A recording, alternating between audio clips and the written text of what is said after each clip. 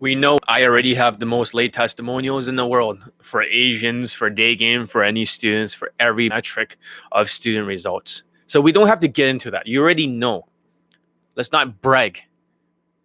I'm Johnny Elite. Like, I'm pretty good at what I do.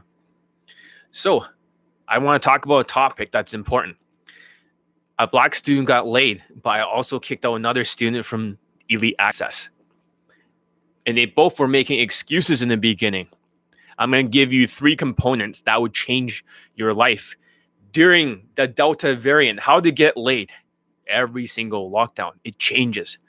As you can hear in my voice, that it sounds different because I was yelling a lot. I told another student, get out, like Gordon Ramsay. So that's before I kicked him out. So why did one student succeed while another one's making excuses nonstop? Shifting blame. So what the fuck happened? How did he get laid? So what are the 3 components? Let's get into it. The very first component that helped the student get laid was called physical changes. The second change is called mindsets. And the third change is called habits. I'm just going to flow off the top. I'm just going to barely look at any notes. I'm just going to have a conversation with you guys. Because there's going to be a lot of great lessons in here that would change your life. If you want to know the keys to getting that lay, like this black student. And also, I had another student who's 5'5" who got laid. So let's just get this out of the way so we can show some proof. So here's the screenshot of the black student who got laid. And over here, I'll get into it. That's him. And also, here's the screenshots of him. And over the Skype thing, in this thing, you have the sex audio, which I will not play here. You know, due to laws and shit. And here's me Skyping with him just to get that out of the way. So, what were the 3 mindsets? The very first thing the black student did was different than everything else. Okay? I'm going to read to you this screenshot, what it says. All right, I banged her for like 15 minutes ago. She wouldn't leave the hotel. I wrote, keep banging her. Get as much evidence. Go multiple. That means multiple times. He says, hard to get proof because she shut down all the lights, but I sent a short clip on your Skype. I put, try again later. After she sleeps, after sex. That's what I wrote. He wrote, we separate already. I had to run back home. I didn't want to cross my dad going out to run in the morning. Logistics, man. I put, still, you got that lay, so I guess it's time to make that video testimonial. Congrats. Welcome to my gallery of Hall of Fame students. I'm not sure why I say gallery. Maybe it's a typo. He put, Lo, you really do care about testimonials. And I put, just like I promised. He said, I'll make one, but I don't mind. But I feel like we need more proof. You said you made a promise. You know, black people, it doesn't make one. I mean, testimonials. Most black students do not make video testimonials for me, which is strange. But however, I'm mistaken at the time. You're doing it again. I told you so. Lo, what? I can do one today. I don't care. I'll say that for your page. I put it'll be helpful. I see. He says, all I have is a clip where she's moaning in the back. You put black, but back. You don't see anything. I'll use it somehow. Okay. Check your Skype then. It's on my other phone. Sure. You can ignore the other pics I've sent before. I won't be offended. He mean like pictures of him with the blazers and stuff. You know, he's asking me what to wear. As long as you get your testimonial, I put, okay. I just need the videos. I can post it on my site with the sex audio. Do you want me to make a whole video testimonial? I put, not YouTube unless for a second, but say sex audio here. So yeah, I mean, yes. So that's what happened. So how do you get that lay? There's only one person here, but that's fine. If you're here, you can always come back later and watch it, you know, the people that just shows up. I'm not in a good mood. So right now you can see my hair is not fixed. I was so pissed off at the other student who kept making excuses. So let's talk about this guy. How did it all happen? So in the very beginning, he was making 100 excuses. He spent months after months trying to afford Elite 30 so he can Skype with me. And when he finally could afford it, he was so happy. He went through the course and he kept making excuses, just like the other Vietnamese guy. We're going to reference a Vietnamese student who is the worst student of all time. He's got kicked out of Kaizen before for being completely a shit student who's unteachable. And right now, I'm not like, my hair is not well done. I didn't take a shower. You can see I'm a little bit oily here. So, whatever. I'm not perfect. I'm only human. Although I do have superhuman abilities when it comes to teaching day game. This student, just right now, kept making excuses that he was too busy. One of my other students, who just joined, a Filipino guy, he found a supplement that can get rid of ADHD, at least temporarily. It was the only thing that ever worked. None of the other things I gave to my students work for ADHD to the max, only a little bit. He found something that made him do all the homework assignments. So for him, this is what I'm saying. The physical changes. So I gave him a list on email. And you see how this all connects together. I gave a list on the email.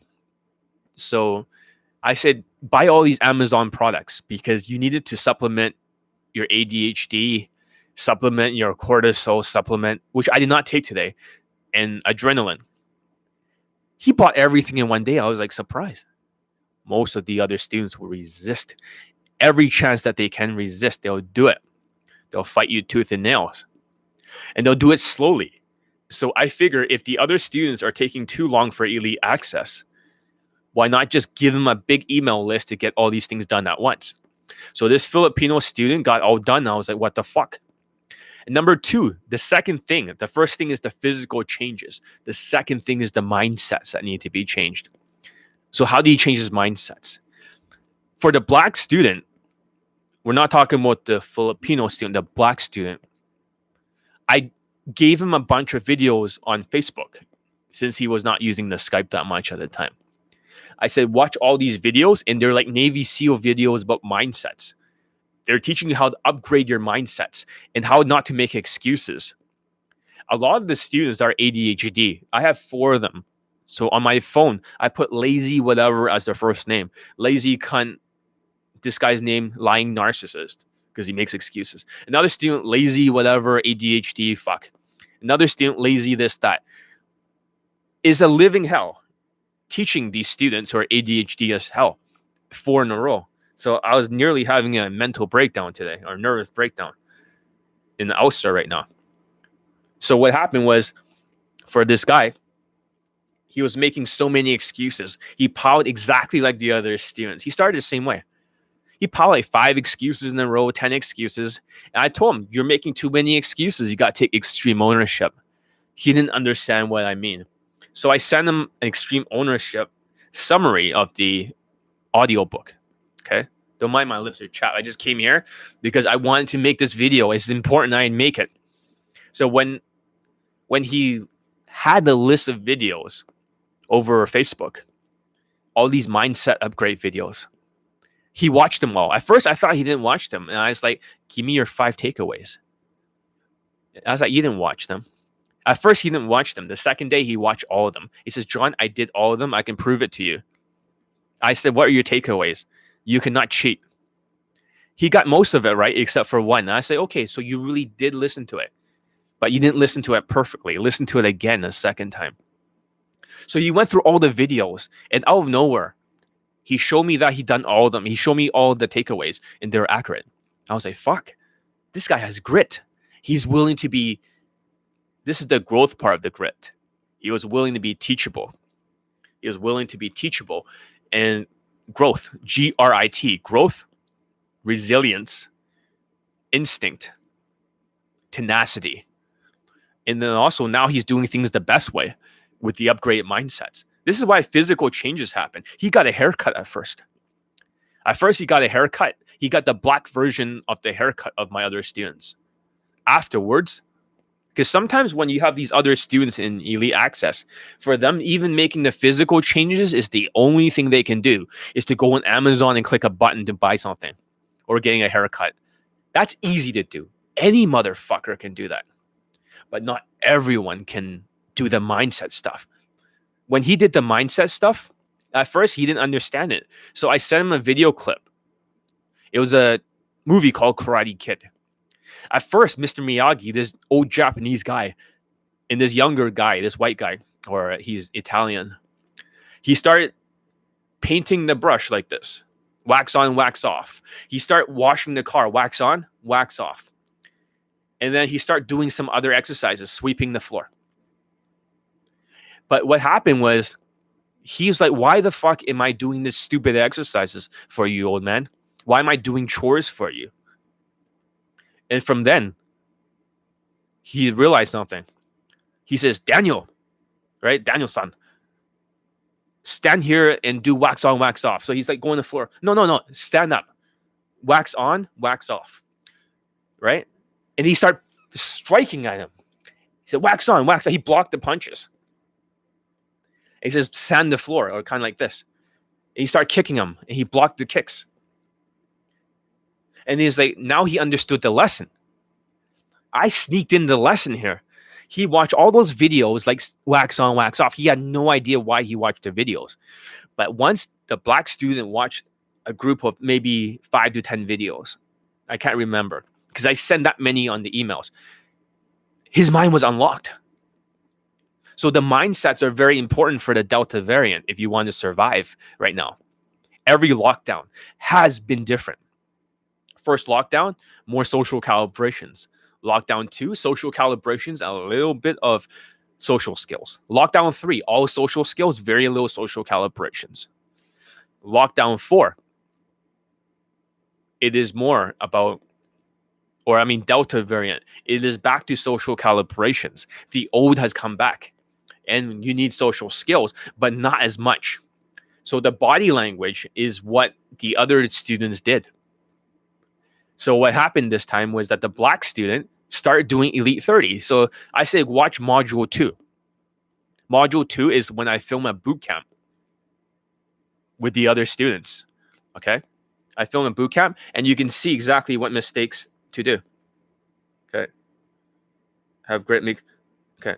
Sent email there. I was already on there. Okay. All right, I'll check back soon. I'm on YouTube Live. Okay, I'll check. I'll check later.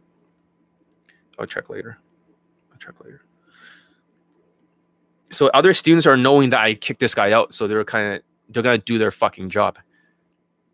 Because why would you kick a student out? How did he get kicked out of 2 courses? He's a really bad student. And he was shifting blame on me, saying he was too busy. I get it. But I wanted to tell him I found like maybe a potential cure treatment kind of thing for ADHD. He was the most ADHD student. And for the black man, when all the excuses are gone, he actually went through Elite 30 Module 2. A lot of these students, these procrastinators, these ADHD people, they have not actually gone through Elite 30. They've just been approaching their way and slightly making tweaks from Elite Access. They have not made that many changes. Maybe I should wash my face before going on here. But I want to make this raw because right now this is what I feel in terms of emotions. I feel very pissed off by this person. So the black student, not him, but the other Vietnamese student. So the black student, he did Module 2. He did all the mindset upgrades. So he automatically did the 30-day challenge. Now I was like, what the fuck? The other students have not even passed day 2. Day 2 is learning how to breathe, the box breathing, learning how to slow down your speech. So what happened was they haven't reached there because they're just like a dragon. A lot of the students are like a dragon. They walk up to the women and breathing fire on her, speaking super fast. Like, excuse me real quick, I have a question. I was looking for a place called Zara. Do you know where I can find it? Oh, okay. It's not for... That's how they all talk like. I was like, what the fuck? Why do you talk like that?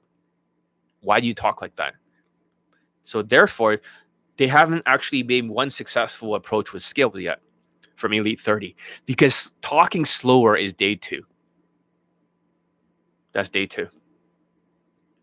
So what happened was he's already gone through like 5 or something days or almost 10 days. I was like, oh, that's good. He says, okay, you told me, John, that if I reach like day 10 or day 12, you'll Skype with me. I say, yes, that's true. But I can't do it because I have to teach an inner circle class, of course, to this Vietnamese fuck. I just kicked out the other Vietnamese student, telling him he's not allowed to renew his elite access. Both of them Vietnamese. I'll call the Vietnamese students out in the future. During the pandemic, they have been the absolute worst, stubborn, unteachable people who are completely sociopathic in mindset, opinions as facts. But I'll get into that. So what happened was, after he'd done that for 10 days, okay, he says, I'm willing to wait. So in between there, he pulled. I said, I'll give you one tip on Skype because I had to make you wait. But he pulled the woman home because of all these mindset changes. So habits, what's habits and why did it work during COVID-19 for Elite 30? Why in the world would that work? But I thought it was all game, John. I thought it was all game. Game is about tactics, strategies, say this here, say that there. That's the problem with game. Because if you don't have the LMS, you cannot SMV or LMS it. Not everyone has the LMS to do it. Only a small percentage of the population will be testimonials for other dating coaches. That's just the thing. So that's what happens when you try to game it with strategies and calling everything else a cherry on the top with frostings. That's what they call it, which is bullshit. Building this part is the dry cake. It is the foundation. So basically what happened was, this is the best analogy I can use. Imagine you try to play basketball. And let's say this Vietnamese student wanted to get laid. So what does he do with the basketball? Does he try to shoot properly? Does he get the right angle? Does he try to aim at a 40-degree angle? Does he try to aim right at the square? Does he try to do a good follow through? Does he try to keep it in line? No. He just tries to throw the ball as hard as he can in the hoop because he's like, lay, spam approach, lay. They believe, for some of these students, that if you approach enough times during a fucking pandemic Delta, where I'm the only one getting students laid during day game right now for my courses. In fact, there are no courses out there.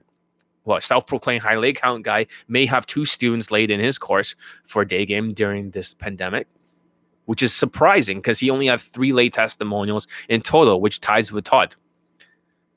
But everyone else, there's not a single course out there that got a student laid for COVID-19, except for my course, because this guy got laid with the Elite 30 because he's using a habit. Habits take 21 days to form. So you can't just throw the ball right at the hoop as hard as you can. It'll bounce out. And that's what he's been doing all this time. He's just been taking massive action, massive uncalibrated action. So you're saying, John, I'm not enough? That's right. I'm saying that you guys are not enough. Everyone looks at my testimonials and they come in here expecting to be themselves. They're like, I don't want to act like somebody else. You're not acting like somebody else. You have to build a 2.0 version of yourself, guys. 2.0 version. That means it's like the army. If you walk into the army and you start shooting guns the way you would normally shot guns, and you say, I know everything, right? No, don't worry. You don't have to teach me. I know everything. You have that sort of attitude these Vietnamese people have. I'll do it my way. I like shooting the gun this way. I don't like to hold it like this. No, I like to hold it like this. Then you get their heads shot off, metaphorically speaking. Don't you get it? It's habits. You got to rebuild from scratch. When you do Elite 30, in day 1 is happy, fun, carefree, positive vibe, and I may not feel like a high vibrational energy, but I can switch my emotions at any time, guys. You see that? I could be a happy, fun, carefree, positive vibe right now, but I just want to keep the emotions raw, but I can do it anytime. You see that? I have already mastered day 1 of Elite 30, from hard case to hero. You see that? I can speak with high vibrational energy if I wanted to. And I can slow down the speech like day 2, which is the box breathing. I can do everything perfectly. But like I said, I'm almost like an AI when I day game, like a machine. I can adapt on the fly and change any emotions I want to if I really wanted to. See that? Don't think I can't do that. Amazing, right? And I can even connect if I wanted to. Right now, when I'm speaking, I can hit the right tonalities perfectly. And I can even sound like, like a rapport, like I'm caring. And I can be like a, very flirty person if I really wanted to. I could do it anytime I want at the right speeds, right facial expressions. And I could tease anytime I want. I could switch the emotions perfectly back to the happy, fun, carefree, positive vibe. But they have not done it. So if you spend the whole day working on that one skill, it takes 21 days in your brain to develop a habit.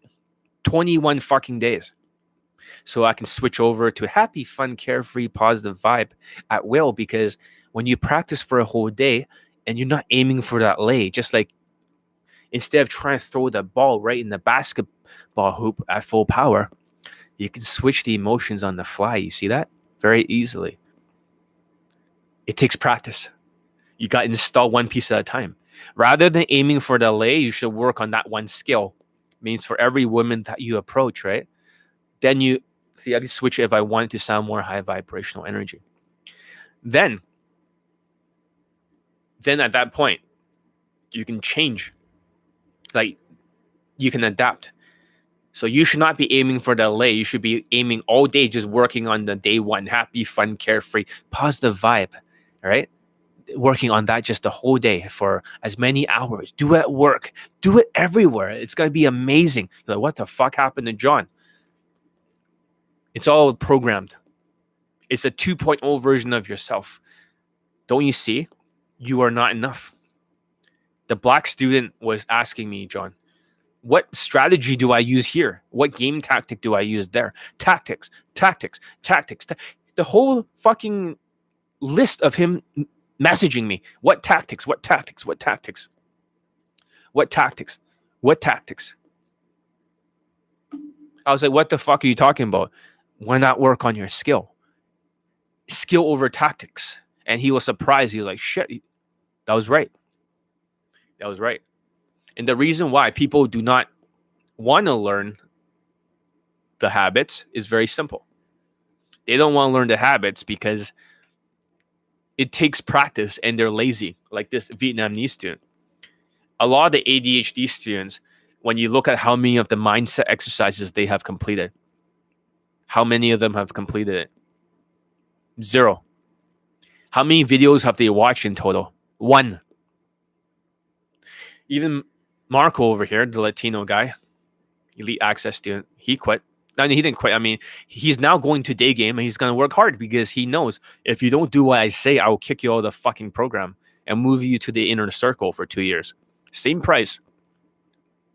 But you can go at your own pace there. But over here, I don't know why people are dropping off, because today is a very, very important topic. The most important, in fact. Habits, most PUAs that are ADHD are allergic to habits. I'm telling you, they're allergic to habits. They are more scared of habits than a cat being put in water for a bath. You're like, no way. Yes way. They are so scared. I was wondering why. Even the thin-skinned Aspies dropped out. They didn't have ADHD, but they're scared of habits. Everyone is scared of habits. They can learn mindsets. They can physically buy a new clothing, but they're scared to death over habits. Why? With autism and their ADHD, they cannot do more than 2 steps. That's why they like game. It's like a dual core processor. 1, 2. So whenever they do a 3-step in the triangle flow drill, for example, their mind shuts down. This is why they love game, because it's just one step. No skills building. Doesn't take them 21 days in a row. And here's the problem. If you miss more than 2 days for your neural pathways, you will not build the skill. If you miss more than 2 days, your brain will not assimilate. You have to start all over. I've been working out for 21 days in a row. And maybe like maybe I should have been here when I took a shower, get my hair up, so people don't drop off. Because my hair is shit today. But I have been working out, and I'm not as like I do have some muscles now. You know, I don't look like that skinny. You can see there's a little bit of V-shaped body here. It does show up here. And the back is a little bit bigger. Although I still have a little bit of body fat, because when you don't take steroids, you will still have a little bit of fat here. You know, even here. But however, it took 21 days of working out on this fucking Total gym, which I do not enjoy. Now I can do it for the rest of my life. Excellence is a habit. My entire system is a habit. And these Vietnamese people, they just want to go out there without habits, just going out there doing it their way. They just want to SMV it without SMV. I mean, this guy's looks is so bad. Now he's gone chubby. I'm trying to teach him the intermittent fast. Now he turned into a sociopath. He snapped. His mindset snapped. And now he expressed his genes. And I see him for what he really is. He tried to shift blame on me, this Vietnamese guy. He says, oh, because I'm busy, right? Because some people have a real job. That's why he texted me. Some people have a real job. I'm pretty sure there's a real job. I've probably done more in the world than he has. What I mean by job, I probably made more money than he fucking has before the pandemic. So he needs to shut the fuck up. You think I'm just like, you know, most of the time, it's not like I could do whatever the fuck I want. There's a lot of things to be done when you're a dating coach, believe it or not. There's that side that you have to deal with. Like marketing side, you have to get the fucking blog posts up. You got to teach the students. There's a lot of things to do. The word real job, how is that a real job? He's an aspie fuck.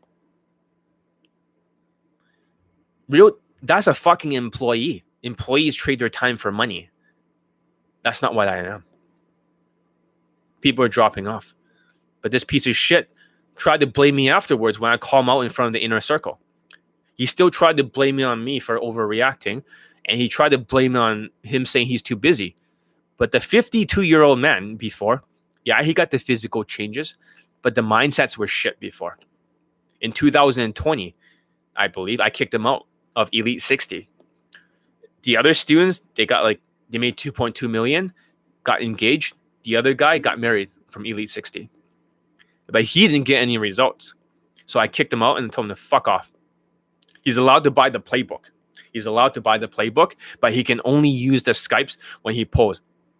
In 2021, he got laid through Kaizen. He's just said, John, can you please train me in Kaizen, John, please? And I was like, okay, I forgive you. So I trained him, and after a week, he got a lay after he got his body. He did everything I said. My Pakistani mentor and I says, you got to change your cabinet. You got to change the cupboards, the bed, the desk. It's creepy. And then when he changed it, it took 2 days. So his speed of implementation is fast. It was so fast, in fact, that it was amazing. He didn't make any excuses. So this whole idea that they're busy, he was doing this right in between his job. He wanted the result so badly. He bangs a 21-year-old who is 8.5 out of 10 in looks. Then he bangs at the end of the course after a week, he bangs a 7.6 out of 10. But she's really attractive when I saw her face. I was like, shit. He says, I'm not allowed to post the screenshot of her face because she sent him nude pics when she was on vacation. And this was in Germany. So for an old guy with less SMV, yeah, he's white. But the big difference was that he fucking did it. He made no excuses. He made the physical changes, like the bed. The mindset changes, he made it really quickly. If I had to score his 5 mindsets, out of 10, it would have been like in 2020, less than 7 out of 50. Teachability, changeability, skill, believability, and manifestation. But in 2021, it was more than like 35 or 37. You're like, wow. So his mindset was open. And this Vietnamese guy stopped listening. He was so ADHD that he cannot listen to any instructions. I mean, the old man was ADHD. The old man was working more than he was. But guess what? For the old man, he still got too late because he stopped making excuses.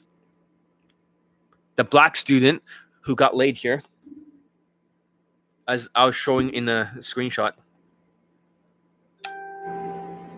Oh, this guy's still gonna try to be a narcissist.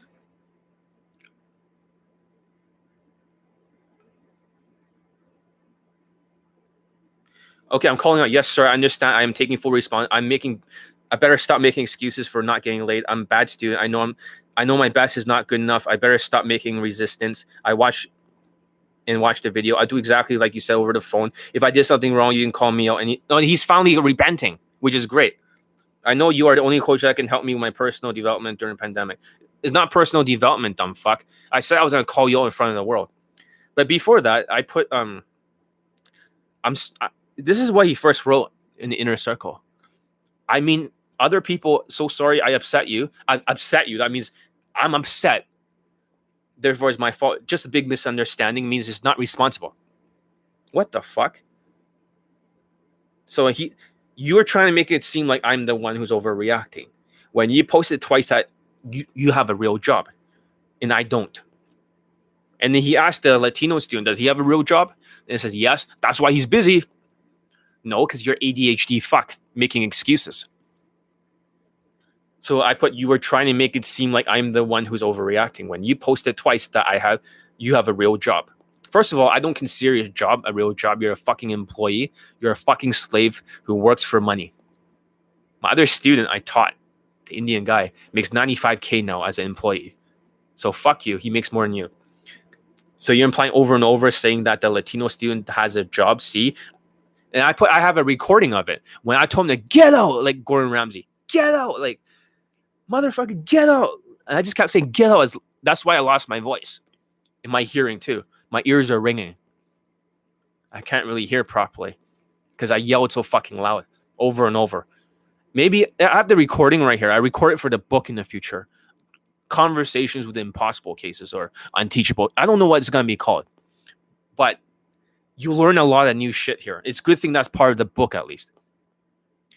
I put, you implied over and over again saying other Latino student has a job. See, I have recording of it. People can judge you for the shitty person you are. How lazy you really are. He says, I said maybe he's busy like me. Busy, therefore he can't do it. When he's not getting late, I'm sorry, I was being... I put, like, I had the same... I put the 52-year-old man had the same job, you dumb fuck. From 2020 and 2021. He didn't have any excuses as you are trying to shift blame me again. You are shifting blame so you are too busy, not ADHD.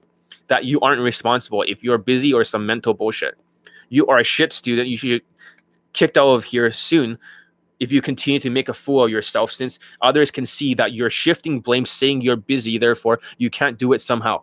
It's bullshit. It's all about excuses. You have an excuse, you're not going to do it.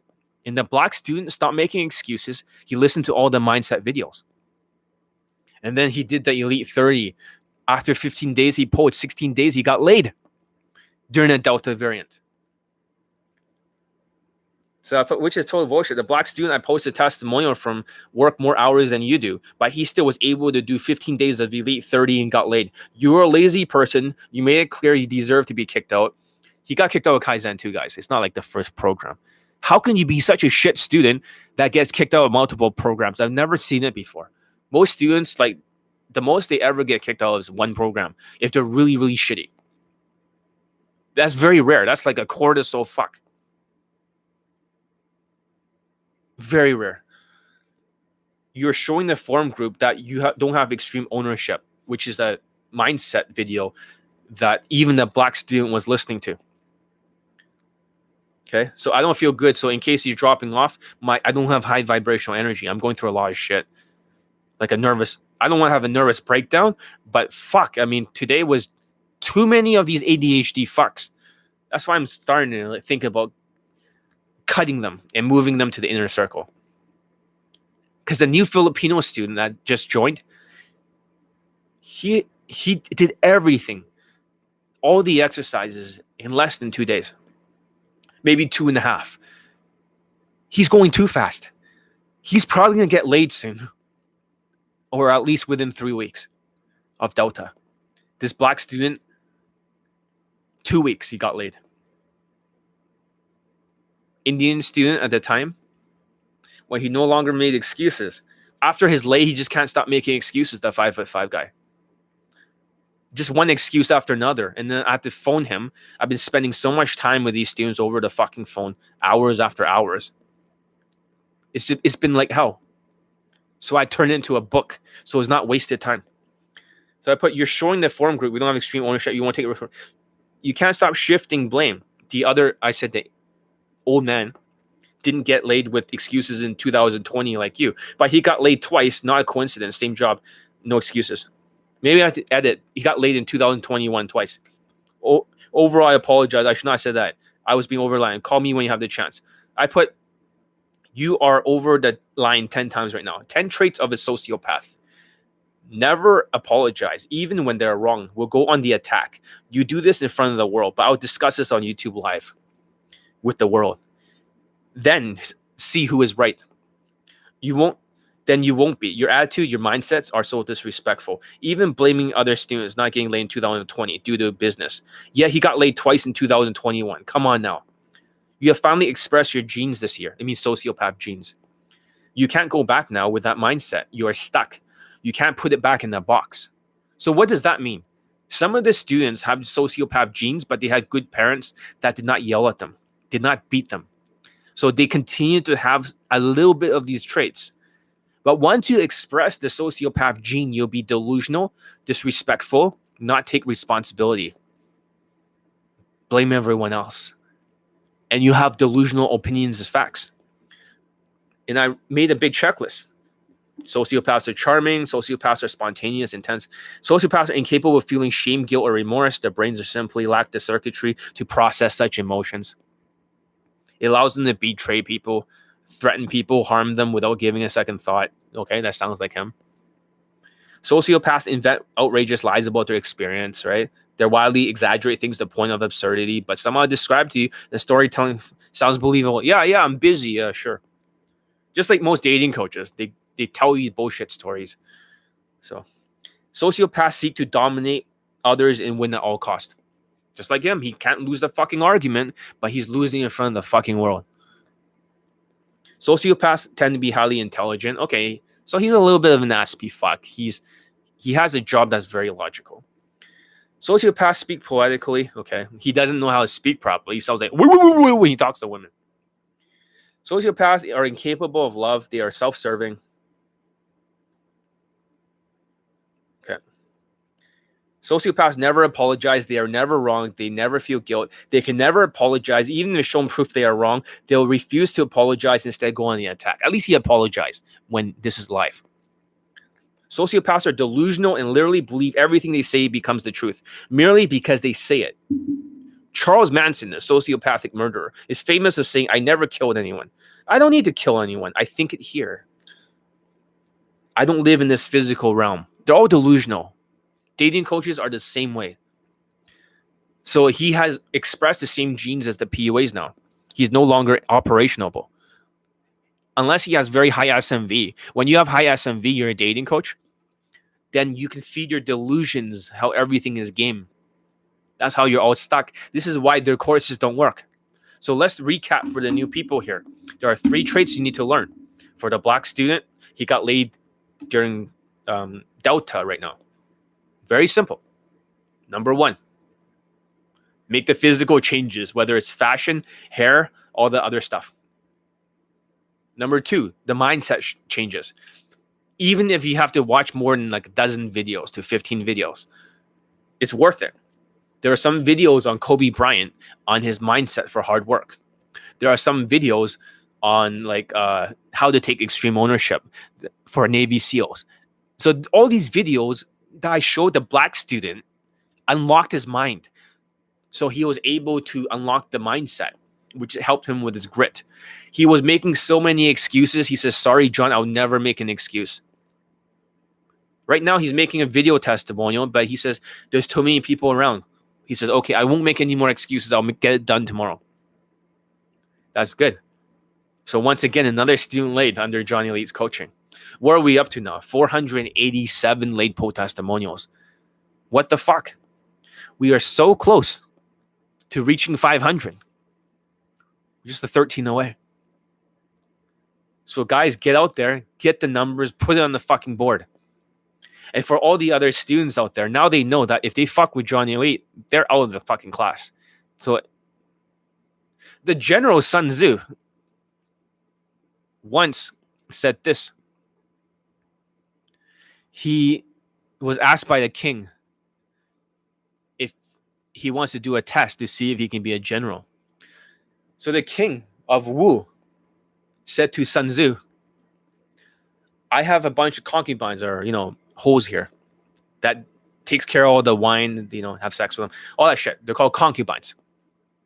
And what he said was, can you turn these women who are soft concubines into a fighting force? Then the general, the Chinese general, Sun Tzu said, of course I can. And then he says, okay, I want you to turn these women into a military fighting force as a test. So right now he taught the women the maneuvers, step by step, how to do all the drills. And what happened was they start beating the drum, follow to the beat of the drum. And guess what happened? The women start laughing. They're like, hee hee hee, right? Because they think it's stupid. So what did Sun Tzu said? Sun Tzu said, if the general's orders are not clear, it is the fault of the general. If the orders are clear, it is fault of the subordinates. So he appointed, 2 people in the beginning to be in charge of the squads. So what he did was he got his knife or his sword out and he beheads 2 of the women in one swipe, cut off their heads. Now the women they know he's deadly serious about it. They know he's deadly serious, just like the students from Elite Access. And then he said again, if the orders of the general are not clear, it is the fault of the subordinates. I mean, if the general's order is not clear, it is the fault of the general. But if the orders are distinct and clear, it is the fault of the subordinates. Guess what happened when they beat the drum? Every woman did everything perfectly. And then the king was, at first, he wanted to protest this because he didn't want his woman's head cut off. He was like, please don't cut off their heads. You win the exercise. You pass the test, okay? Don't cut off their heads. They make very good wine and they make very good tea. But he says no. Because according in war, a king cannot interfere with a general. And this is a matter of life and death. And he made sure everyone knew that. So he cut off their heads. All the women did everything perfectly. This is what happens if you want to be a shit student with Johnny Elite Access. You think you can get away with it. But I'm thinking about starting to cut off the heads, metaphorically speaking, of shit students.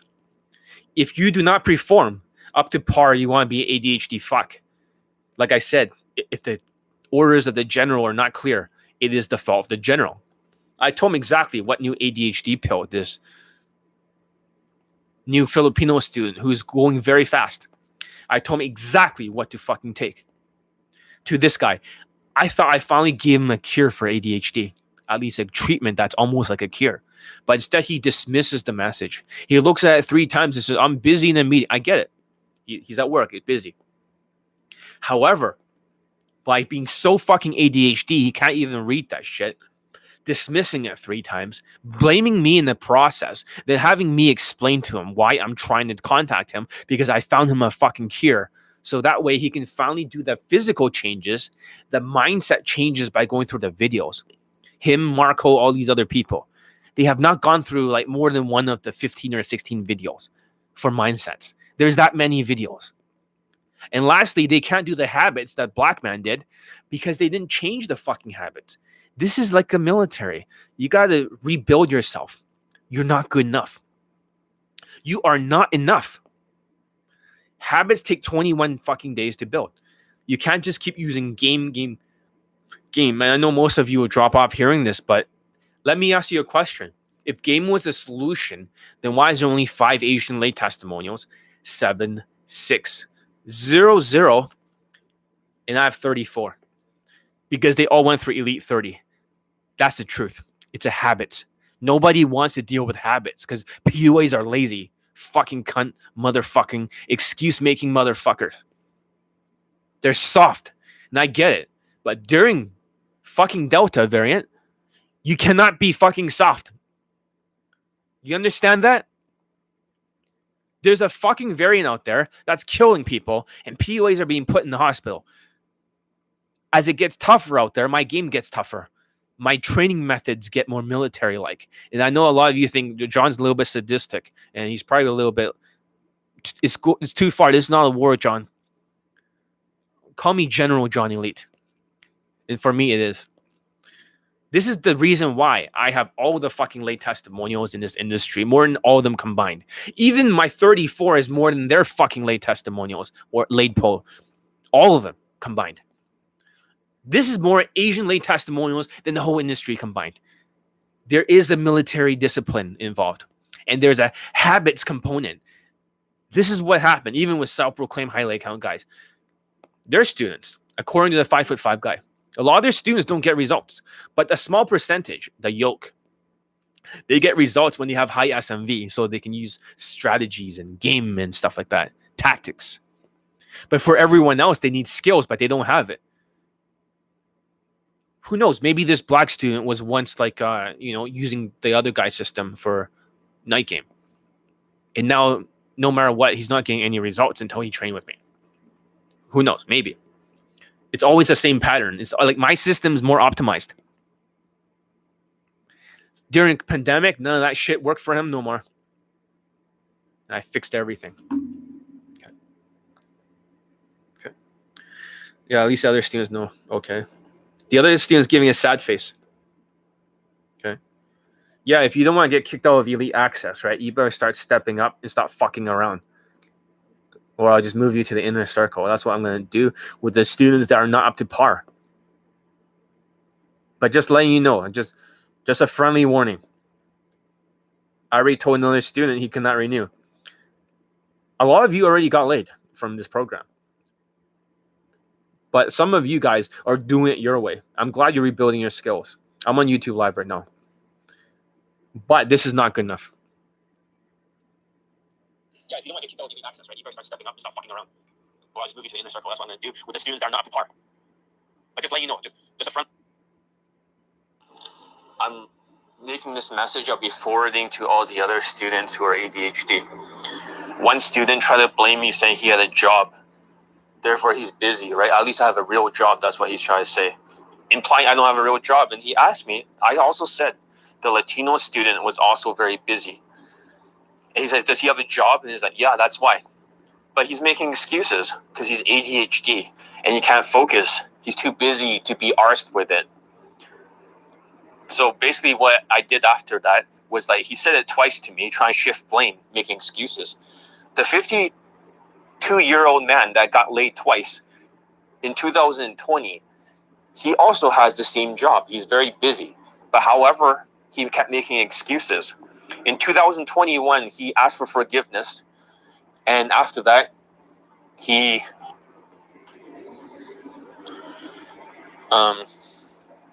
didn't have he didn't make excuses. At 2021, he got 2 lays, one with a 21-year-old and one with a 25-year-old. So,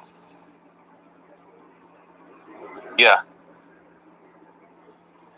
That's what happened. So when he took away all the excuses and he did it, he got 2 fucking lays with really hot women. So there's no excuses if you're too busy. It's more like you're too ADHD. I'm saying this as a warning to all the ADHD students out there. If you are going to be ADHD and doing the minimal amount of work and shifting blame and saying you're too busy and to be arsed with it, you will probably suffer the same fate as him. So try not to get kicked out. That's my message to all of you.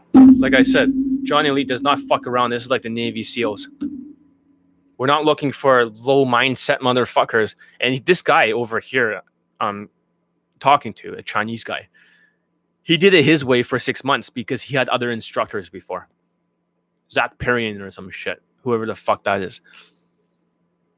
However, he just kept doing it his way and barely changing. Now he's rebuilding skill by skill, and he's working on the happy, fun, carefree, positive vibe of Elite 30. And he's learning how to talk slower. And he was talking very, very fast, unfortunately, today. Too fucking fast. As he's practicing. Hi, John. How are you doing? I hope this is slow enough. Hey, John. Hey, that's not how it sounds like. I'm half awake right now, but when I'm speaking like this, I am not bunching. I'm half awake right now, but when I'm speaking like this, I am not bunching. You're fucked because it's kind of like, imagine every syllable that you say, like syllable, right? Excuse me? I have a quick question. When you're slowing down, the two bunch together, it's like RoboCop shooting a gun.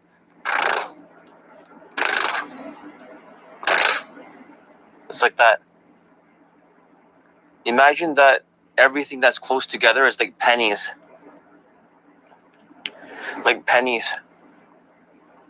So you want to put some quarters in between, in some Canadian like loonies, which is like a dollar coin, a bigger coin, or toonies. Excuse me, real quick.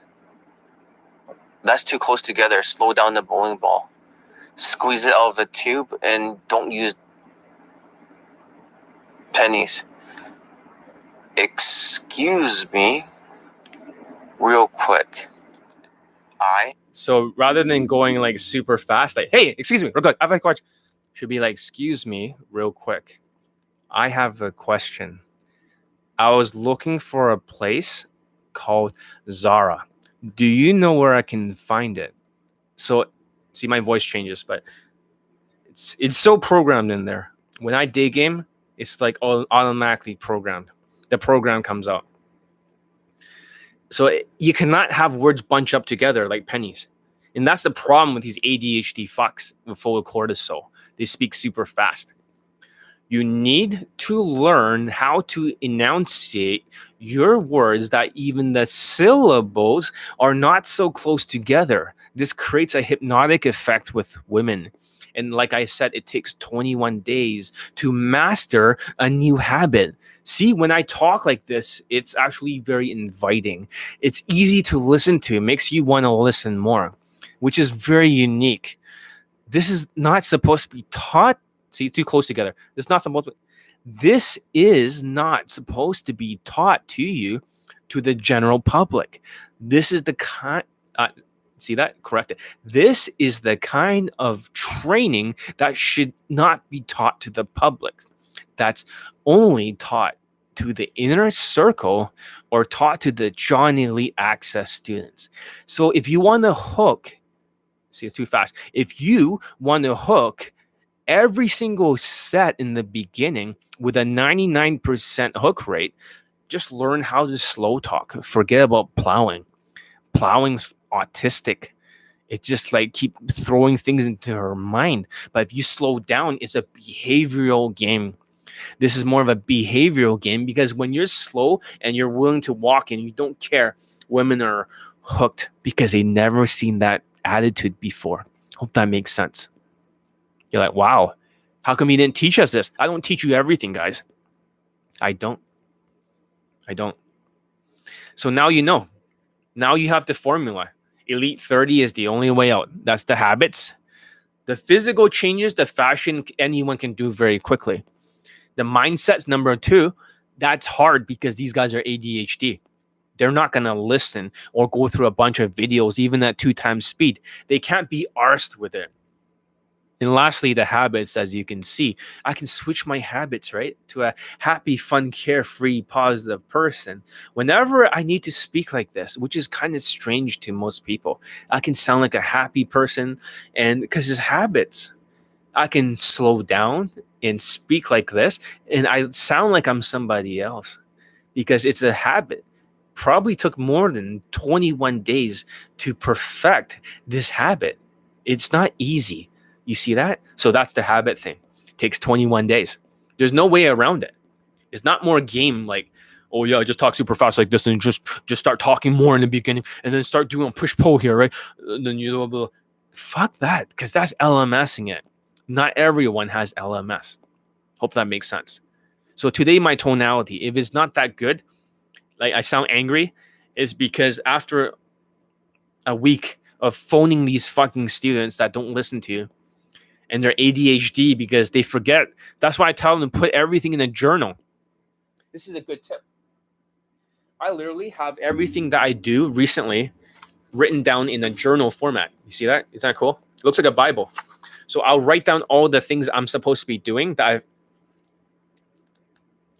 So this way, for the ADHD students, they have an external brain because they forget everything on the outside. So if you write in a journal every single day, and hopefully no one sees it, then you'll know which tasks you are doing and which tasks you're not doing. Because some days I write down, oh, you forgot to work out yesterday, John. I was like, fuck, I better work out today. It's like a ship with the wind. If you don't have a journal in your ADHD, you're going to forget everything the next day. And especially for this Vietnamese fucking sociopath, shit student, autistic fuck, I'm going to kick out both Vietnamese students and call them out in the future in a YouTube live. Vietnamese students have been underperforming. Filipino students have been pretty good. Chinese students are okay in the beginning and they kind of trailed off. But the Vietnamese students during COVID-19 has been absolutely the worst fucking hell I've ever seen on earth. The worst hell when you're teaching them. They're not changeable. And they're the most offended students. They don't take responsibility. They make a lot of excuses. I've never seen a student more offended next to Indians or Chinese. Really. They have surpassed even the Chinese in terms of low self-esteem during COVID-19. But anyways, that's all I gotta say. Very simple. You want to get laid during COVID-19, the Delta variant, and get testimonials like my students. Very simple.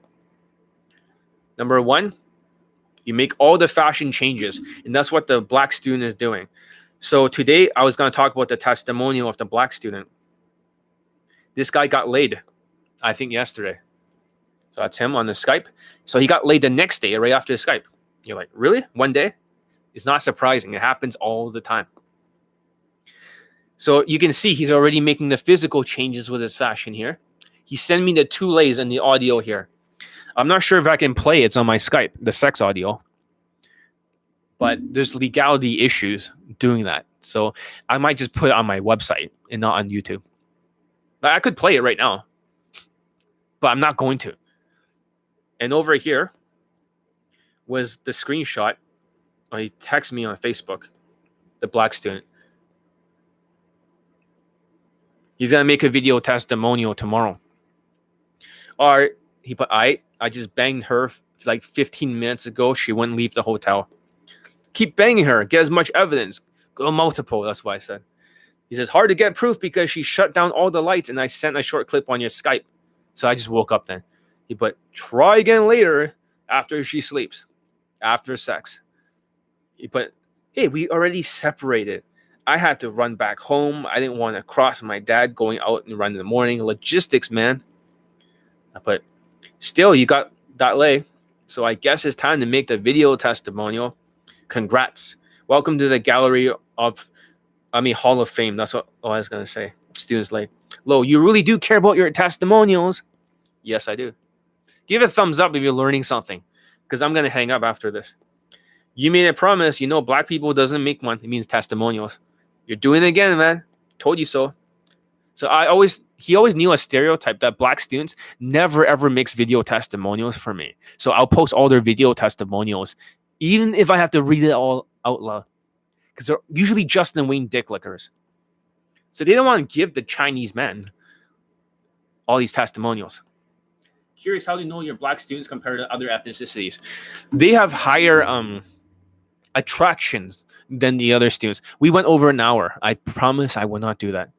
But the black people are like a sports car or like a Ferrari. It's really hard to drive like a Lamborghini. But they always crash because they don't have any social comfort. They don't know how to empathize. So they build, as much as they expect the attraction, that's why they love to touch like crazy. Negro game, Wayne game for Justin Wayne. They love to touch like crazy and they love to escalate hard. And they like to be emotional. They like to express themselves. That's the problem. And that's what the other black student that was in the army, he was doing the same thing. He was always doing that gamey game shit. He thought he can vibe his SMV, and he got completely demolished during COVID. So he had to go back to social skills and social calibrations. Not this way, right? He went back to this way. Make sense? So he had to make the switch. And he had to work out. The black students that do not work out do not have compliance. If you don't have muscles on you, right? I'm all natural. I don't use steroids. And I'm not that big. I just started maybe 20 days or something. But you can see a little bit more V shape here. You see that? So the body is curving outwards in a V shape, which is good. Hope that makes sense. So I made the other black student work out without nice gains. Yeah, it didn't take that long actually. It just took less than 3 weeks. It took it's about 20 days. But they all use the same workout plan. So usually in 21 days, most of the students are quite big. So when the black student, he stopped using the workout plan, or he was in the army, he lost all his body weight. He became 186 pounds or something. And he's 6'2". That's a skinny black person. He was ripped as fuck. He looked like a Bruce Lee kind of body. But women cannot see the V shape, and all his legs disappeared. That's the truth of black people. You got the height and the protector status. If you're black without muscles, you are fucked. Fucked, I tell you. You have no results whatsoever. I'm not saying take steroids. Like Queef and Casanova and you cannot take steroids, guys. You got to do it naturally. In my students, they get a total gym, like Marco over there. They all use that fucking total gym. And Marco got it for $55. I got it for $45. My unit is over $1,000 retail. His unit is $2,000. He got it for $55 fucking dollars. And they all intermittent fast too to build the muscles. Why now you only work out? It's not that I worked out. I always worked out. I just couldn't gain any muscles. Is when I start to figure out the cure for adrenaline, right? Adrenaline for the students. It's not just cortisol, but adrenaline. My muscles balloon like crazy. It's like I finally cracked the code. Too much adrenaline, this killer instinct, because today I'm not really nice, that I have, is probably putting me in the fight mode. Fight, flight, and freeze. So I kept freezing up. Not freezing up. I mean, I keep going on the fight mode. All the time. I just want to fucking headbutt somebody right in the fucking nose, metaphorically speaking, of course. Does that make sense? So therefore, if you have too much of that stress hormone, it affects your body ability to build muscles. Even when I took ashwagandha, it did not help because I don't have much in the way of cortisol. I'm not autistic. However, I do have a lot of adrenaline, like a killer instinct, metaphorically speaking, all the time, aggression.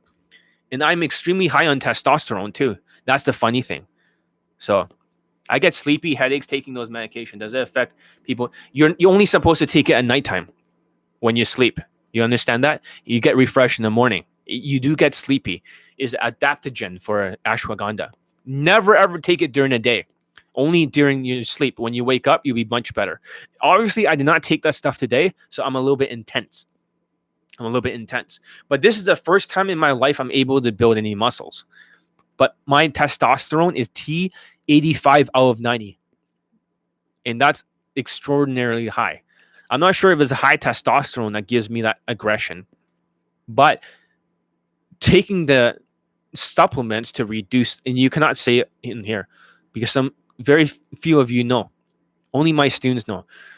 But the adrenal stress, there are vitamins and minerals that can get rid of it in supplements that can get rid of adrenal stress. Whatever they are, my muscles are finally showing up, and I could not believe it.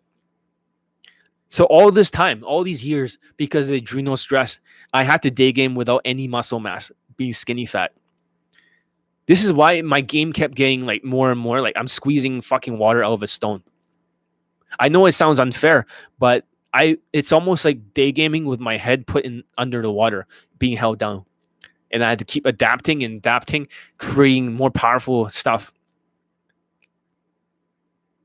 But for the first time ever, after all these years, and when I'm really, really old now, and don't mind the hair, I just came here, even though I look kind of shiny, I didn't take a shower. I had to make this YouTube live. But the thing was, for the first time in my life, I have some muscle mass. I thought it was impossible. I wish I knew earlier, so I might put this in the book. The advice for how to deal with the adrenal stress and the supplementation. Also, the intermittent fasting has gotten rid of all that fucking fat underneath my jawline. My looks have come back. So I hope that makes sense. But for black students, if they don't have muscles, usually it's harder.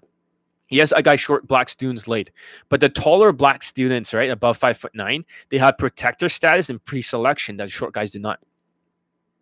Like I do have short black students late, but it is harder for them. The tall black students, like he has over 20 something lays. That tells you something. And a lot of the 6'2" students, usually they have around 20 to 25 lays on their day game. And he had 2 fuck buddies. After he switched to social skills, social calibrations, he got away from game. But the problem with the black students is they only move their face halfway. So they're like, ugh. It's just like they're expressing themselves, but it's called expression. It's not about calibration. So if I'm angry, right, I have to have the exact facial expressions for anger. If I'm really sad, the eyebrows have to be like this and the voice have to be like this, right? So black people are missing calibrations. They're only 50% of the way. Height matters, especially for black women. Height matters for all women. If you're above 5'9", it becomes a downhill battle. It doesn't mean when you're shorter is insurmountable. What it means is that when you're shorter, every inch you are below 5'9" will be 200 extra approaches if you go indirect without a direct compliment and you try your best to game. Because if you go direct, it's all rejection. Hope that makes sense. Protector status, correct. So you have to understand evolutionary psychology. You got protector status and pre-selection. Survival and replication value. Survival value, money, all that stuff, right? Resources. And even if they're denying it, they're like, oh yeah, I don't use money, whatever. Dude, you're status maxing, living in Brazil. Who pays for the fucking, apartment? Who pays for all the lodging? Who pays for all the meals for the women? Who pays for the breast implants? I don't know. Allegedly, I don't know. I'm just speculating. But you get my point. It's not money. The survival value does help if you can display it by traveling a lot and having a lifestyle, even beyond some of the women in the third world shithole countries. They can't travel. Their currency is worthless. And also, replication value, which includes survival value and pre-selection. And for you, Julian, you try to be a K-pop artist, trying to look like a Korean pop idol before. You have a little bit more of a 10. So you try to go for pre-selection, but you can't pull it off because you don't look like a K-pop guy. Even though my hair is shit today, I can look K-pop, believe it or not. I can dress like a K-pop artist and pull it off if I intermittent fasting more. But not you. So therefore, not everyone can use it. So you should stick with the bulking up, the V shape. And that's the thing about the short students that are Asians that can bulk up. They look like a fucking ninja turtle. This is what I call a compound ninja turtle. Yeah, you are so right. Skin will never pull it off. Even if you try to use BB cream and all that stuff, right? Your facial structure is more Western, right? I have more of a pretty boy face when I'm skinnier or when I lose body fat. So I can look like the pretty boy type K-pop guy, and I used to look like a K-pop artist. But you don't. So, but you like K-pop, but you have to give women what they want. You understand that? You have a more rectangular bone structure than me. You're perfect for whitewashed and Western kind of fashion hairstyle. That's what you should be doing.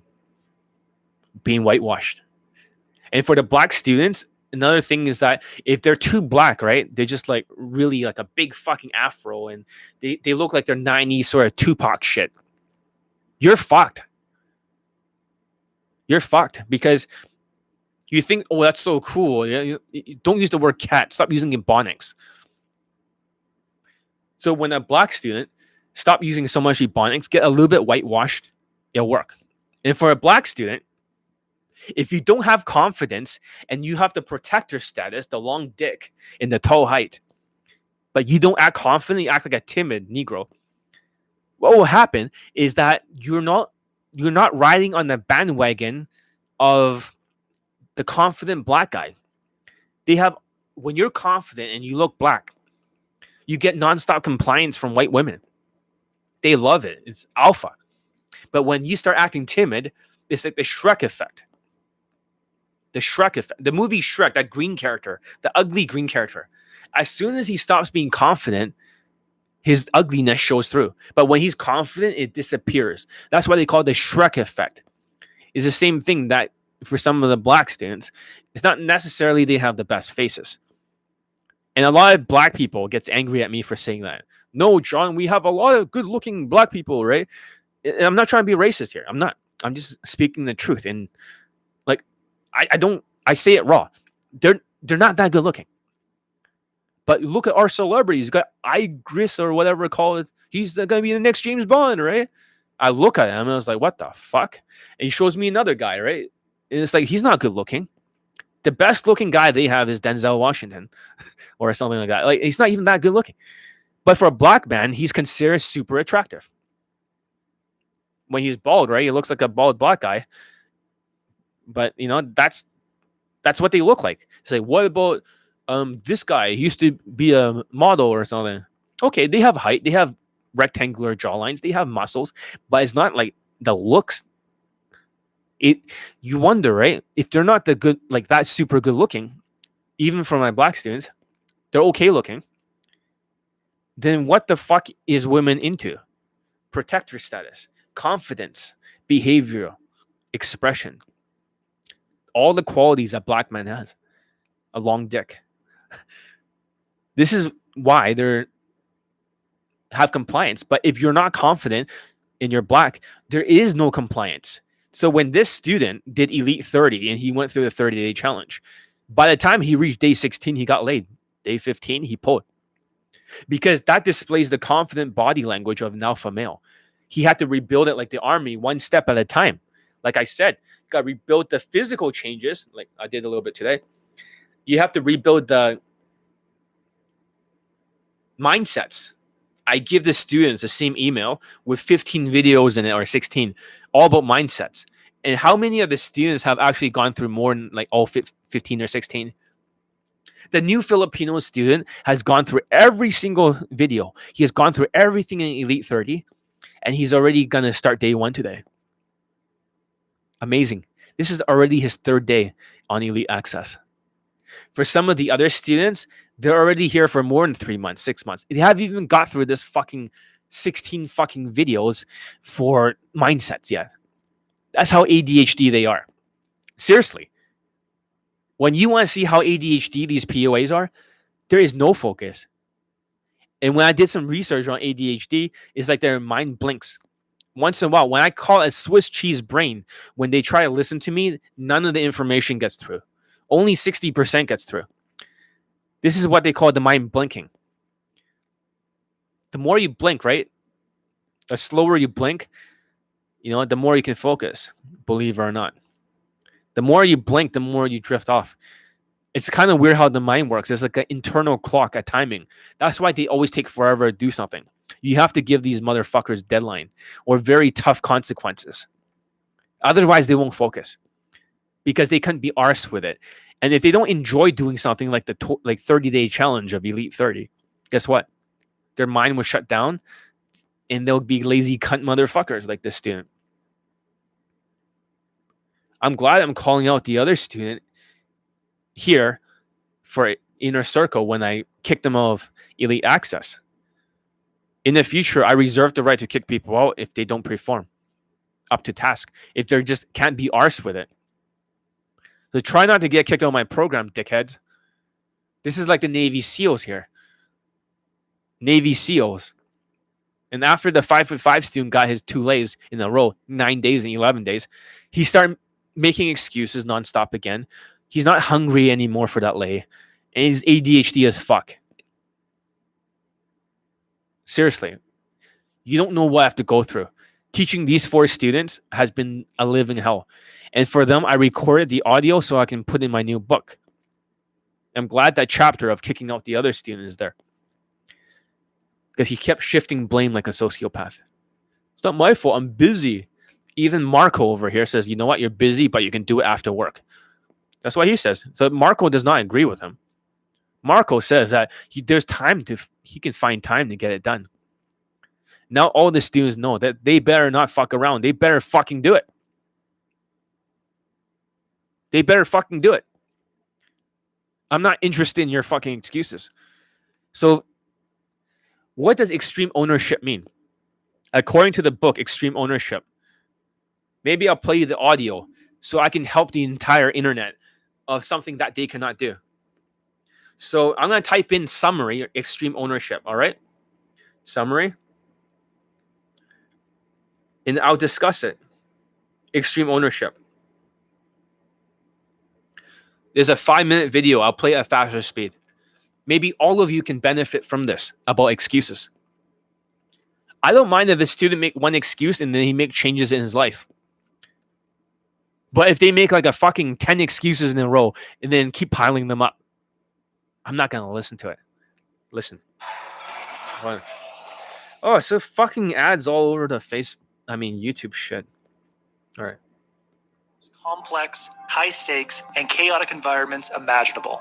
Urban warfare in Ramadi, Iraq. In 2008, Ramadi was a hotspot of the Iraq War. The U.S. was seeing heavy casualties, and the enemy was learning advanced military tactics. As the fighting raged on, Leif and Jocko discovered time and time again that their success and the success of the special forces relied on one core philosophy: extreme ownership, accepting responsibility of everything that's gone wrong or could go wrong. This philosophy was put to the test on one particular incident for Jocko in eastern Ramadi. As the sun rose, Navy SEAL sniper teams were instructed to go and clear out buildings and set up positions. A group of U.S. Army ground troops and friendly Iraq soldiers were to arrive in the area hours later to engage the enemy. As Jocko stood by in Central Command, he could hear intense chatter erupt over the radio. One of the friendly Iraq soldiers had been shot, and both the Navy SEAL sniper team and the troops on the ground were engaged in heavy fighting. The sniper team called in heavy armor support. The troops on the ground called in an airstrike on one particular building. Jocko knew something wasn't quite right. He delayed the airstrike and he went to the battlefield. When he arrived, he went to the point where the sniper team was supposed to be and discovered that the troops on the ground weren't firing on the enemy. They were firing on the Navy SEAL team inside that building. So they're firing at each other. You see that? Because they made a mistake. The units are shooting at each other, about to blow each other up. What the fuck? And he went to the field wondering, oh shit, do not call in the airstrike. Something is wrong here. Something is wrong. After the incident, Jocko went back to Central Command and opened up an email from his commanding officer. It read, "Shut down. Conduct no more operations. Investigating officer, Command Master Chief, and I are en route." The senior leaders were determined to find who was responsible for such a horrible event. As Jocko pored over the details and tried to piece together who was ultimately responsible, it dawned on him. He was. If his team was to move forward and bounce back from this, he had to take full ownership of everything that went wrong. Even though it was a dynamic situation with many people at fault and circumstances he could not control. And I take extreme ownership when the students are not getting results. That's why I'm kicking this motherfucker out and getting rid of the other Vietnamese guy. Listen to John Zombie's Good Afternoon. Exactly. So I think that's an important lesson. I take responsibility for all the students, including ADHD, to get them laid. But if one of them refuses to listen, blames me, and shifts blame, that's not taking extreme ownership. You should see what Jocko does here. Marco, you also have to go through all 16 of these videos on the email. You've only gone through one, the 10x rule. I should not tell them what it is. But you need to start taking extreme ownership because heads will fucking roll if you guys don't do what I say. John is ruthless. I guarantee you. You've never seen anyone like me before. You're lucky you're not in a boot camp getting yelled at. I mean, Julian knows. So, but it's ruthless. As the leader, he had to take the blame to start the process of ensuring that it never happened again. Yeah. As he stood in front of his team and in front of high-ranking military officials, he told them, "As the senior man, I am responsible for every action that takes place on the battlefield. There is no one to blame but me. And I will tell you this right now. I will make sure that nothing like this ever happens to us again." Jocko put his reputation and his career on the line. But then something strange happened. His team didn't simply let him take the blame. They stood up for him. They vowed to help him. It turns out that when one person takes ownership, it allows everyone to take ownership, and the team can work together towards a common goal. But until that time, each team member is simply trying to save face. And those high-ranking military officials, his superiors, they trusted him more, not less. Because when you take 100% ownership, even when it's easy to cast blame, you allow progress to happen. You stop wasting energy on casting blame and looking for excuses or complaining about circumstance, and you take corrective action. See, that's the problem with the other guy. He could not take extreme ownership for the Vietnamese guy, can he? He just kept blaming. He's too busy, this and that. He kept making excuses. He can't change. He cannot take the first corrective action for habits because his mindsets are shit. You see that? It's all related. Physical changes, right? Hairstyle, whatever the fuck, fashion. Amazon supplements. Mindset changes like this. You see how valuable this mindset change was to take extreme ownership. I bet after listening to this is going to benefit all the people that have listened to it here on YouTube Live. A lot of you are going to be like, oh shit, I make a lot of excuses, John. Holy fuck, you're right. From now on, if it's meant to be, it's up to me. For me, I take extreme ownership over the students. I have already told the students, this is the ADHD medication that has worked for one of the students who basically failed school. And he was going in a very hard course, a very brilliant course, but he failed it. But if it works on him, an ADHD guy, for a new Filipino student, it'll work for every student. So I'm taking extreme ownership. I'm clearing out the trash. And the other students know that if they fuck around, that they're going to fucking get beheaded too, metaphorically speaking. Like Sun Tzu, the general, who says if it's the order is not clear, it's the fault of the general. But if the orders are clear, it's the fault of the subordinates. I finally took the extreme ownership of just beheading that fucking subordinate. So everyone on Elite Access knows not to fuck with me. That I'm not fucking around with your ADHD shit. I can remove you and put you in an inner circle for 2 years. It's the same price as Elite Access. You can go on your own fucking pace. So from now on, let that be a lesson to all of you. I've taken extreme ownership. I'm teaching you guys mindsets. So that way you can survive the pandemic like this black student here that just got laid. He's making a video testimonial tomorrow. I'll be censoring his face then. I still got to post all these testimonials of the 5'5" Indian student. I got so many fucking late testimonials to post. It doesn't end, guys. It doesn't fucking end. If I posted every black late testimonial, you know how many would there be on YouTube if I just put the thumbnails and stuff like that?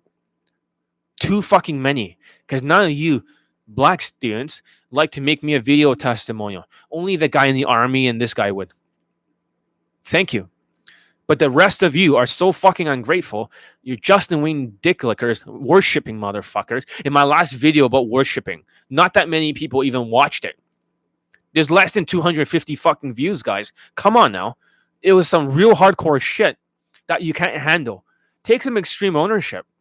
If you are going from one coach to another and they're not teaching you habits, they're teaching you game. This is the kind of student results you get. 5, 6, 7, 6, 0, 0. Versus 34. Really 35 with Joe Montana here. Come on now.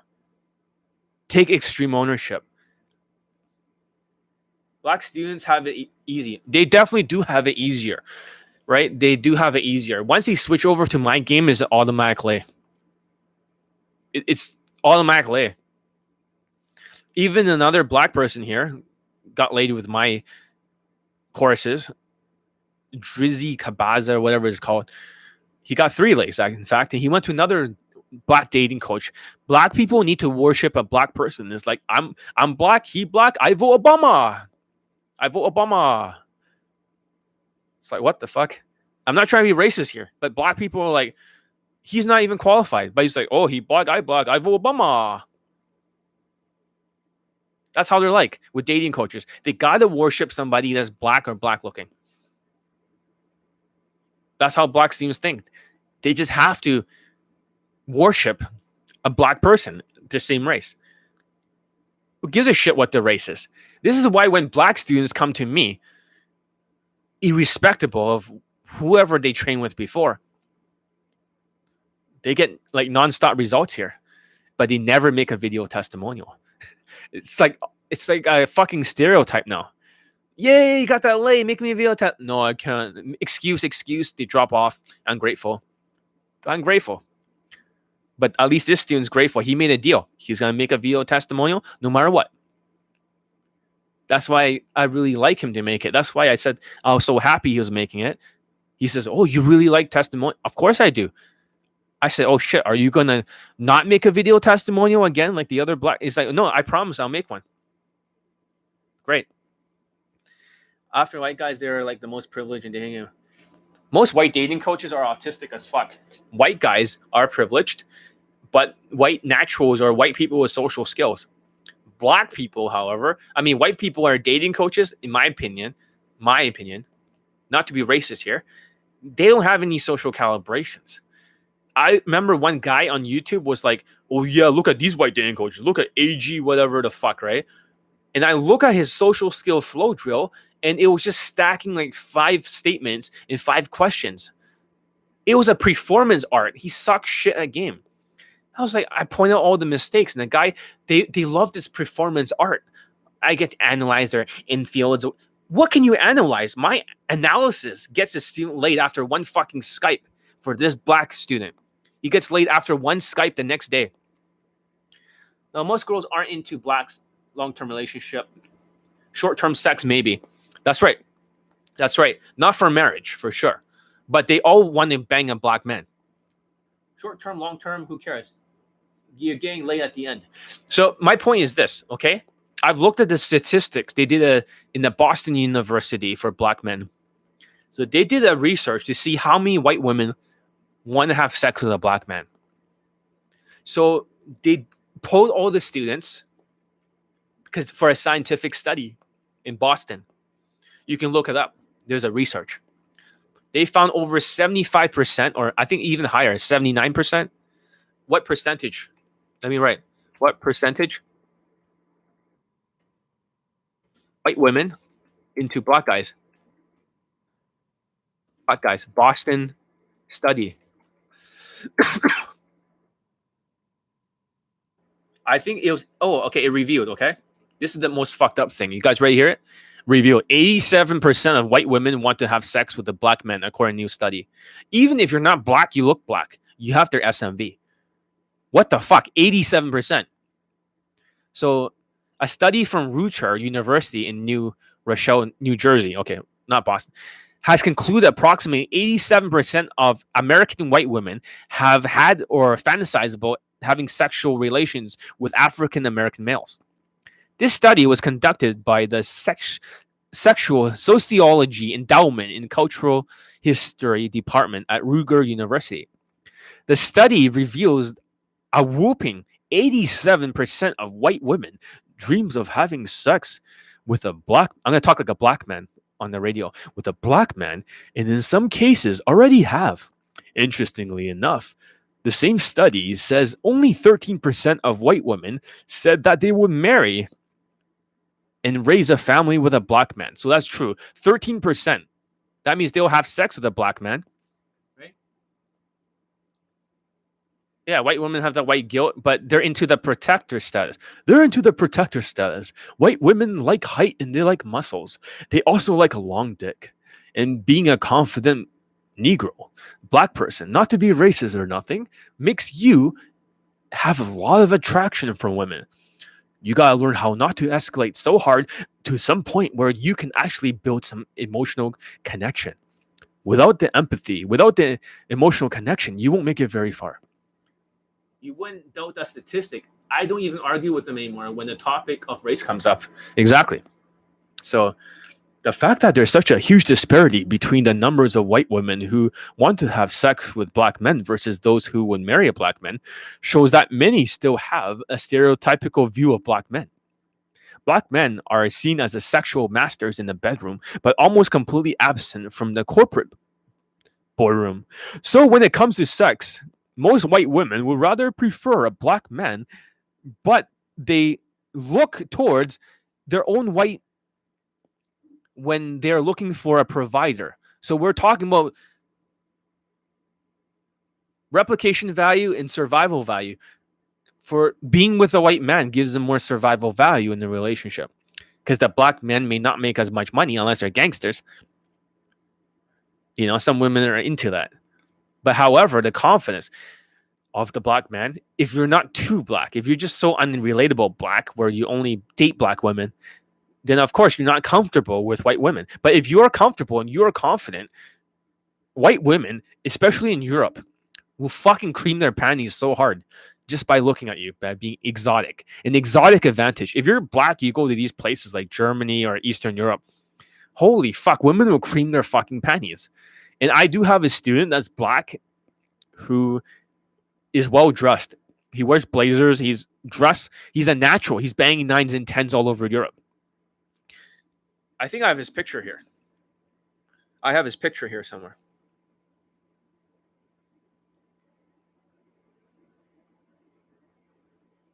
Hold on a second. I think it's somewhere. Hold on a second. I don't feel like censoring his face, but just take my word for it. I have a student that was so happy to buy Elite 30 and he was black and he was a natural. He just said he could not control how he does things. So, but white guys need to ditch these. You wouldn't doubt us that. Yeah, I mean, this is the thing. I understand all the race of the people that I teach. So every single race gets taught a different game. Does that make sense? So for black people, don't get too black. Do not be a serious black guy. Be a confident black guy. Otherwise, you don't get the positive stereotype. The student knew that. So this student was not short. I guarantee you that. The one who just got laid during Delta. And that's good. He is not short. I told him to get rid of the upper mustache. Everyone has a different look for their face. Physical changes. He's done it. Hairstyle. He got the black version of all my students' haircut, which I cannot talk about here. It's amazing. And he did everything I said. He stopped making excuses. When he listened to that extreme ownership audio, and I play him 2 versions, and he's like, "Oh fuck, I'm making excuses. I'm sorry, John. This is what he said to me. I'm acting like a fucking victim." And he told me he's gone soft. And he used to be very good with women. During the pandemic, things slowed down. The mindsets were off. The skill set was off. There's plenty of Asian women for white males. So that's not a problem. Exactly. Indians look black with dark skin. They get laid like that. 100% true. So women can only tell what you look like based on your physical appearance. So my old roommate looks like a Latino, but he's living in Mexico. And he has a Mexican girlfriend. Go figure. And they've been together for the longest time. So really, even if he was Indian, he looks Latino. He's still considered Latino. He's living in Mexico. He still looks like a Latino. So what does that mean? Look at me, for example. How old do I look? I don't look that old. I look like 23 today with this hairstyle. But I'm much older than that. Way older. I'm not going to say what my age is. But what you look like is what you're perceived as. So Indians are the only race that can look like multiple ethnicities. Some can look like Latinos. Some can look like Puerto Ricans. Some can look like Middle Easterns. Most people don't know. They don't know. So therefore, you can have different SMV. That's the truth. This is what they call the perceived natural status for status maxing. You can mix it with exotic advantage over there in Europe or other places. And on top of that, you can combine this with living in a third world country, shithole country. Indians, as black as they come in all differing shades, there's a lot of colorism against. Correct. In India, right? They have this caste system. They believe the darker your skin is, the more unattractive you are. So they create a class warfare. However, it's kind of opposite. The darker skin you have as an Indian, the more lay you get with white women. My Pakistani mentor is not exactly fair skin. He's dark skinned. But man, women love him. So that's the funny thing. If India was super hard for dark skin, they go out of there, they go to some other places. It becomes like shooting fish in a barrel. If you look almost black. If you can pass for almost black. That's the secret. Indians they can status max. Asians cannot. The only thing Asians can do is to bulk up their muscle mass or to wear elevator shoes. But I say go for the V-shaped body. Believe it or not, guys, just because I look bigger now, right? Just because I look like I have some more muscle mass and my shoulders hang off the side here now, right? I don't actually have that much muscle. You might be thinking, well, John looks more muscular now, right? Because now he got his adrenaline under control. But I'll tell you the truth, okay? Look at this. I don't have much in the way of abs. Nothing. Okay? Look at the shoulders. You think it's going to be ripped, right? Look. There's no muscle. You see that? There's zero muscle. Nothing. But the V shape of the body, right, makes me look bigger. You see that? The V shape is what women are into. This is the first time in my life I'm able to build a V shape. So this is why I recommend it. My black student, the other guy in the army, built a V shape and he became like a football player. And for the short Asians, I like to do the compound Ninja Turtle. They love to be a short little Asian guy and they love to bulk up. So they're wider looking. They look like a fucking square or a circular Ninja Turtle. All bulky and shit. Well, if you're going to compound Ninja Turtle, make sure you get the V shape too. When you can V shape instead of the Ninja Turtle back, right? Then that's better. Because you don't want to be a compound Ninja Turtle like Queef Casanova students. The compound exercises. More compound, guys. Asians, more steroids and compound. More steroids like Queef Casanova. More compound. You got a compound Ninja Turtle. The fuck are they saying? All my bootcamp students, before they come, they have to work out with this 21-day program and intermittent fast to get this V shape. Well, I have achieved it finally. It took a long time. It didn't take a long, only 21 days. This workout plan is only for my students. Only for my students. And when you take care of the cortisol problems and the adrenal problems, your muscles fucking hormonal issue. Dark skin seems to be exotic, more massive. 100% true. Tandem cells, yes.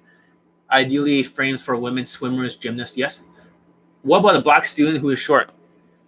They still get laid. I still get short students that are laid that are black.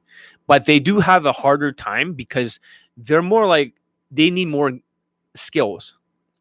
They need more skills. They have to use Elite 30. They don't have the protector status in the pre-selection of the taller ones. I still got them laid. Like there's this guy who lost his virginity, but I also taught another black student full of cortisol in the boot camp. He was one of the ones that did not get laid, which is surprising. He was so cortisol that he froze up all the time around women.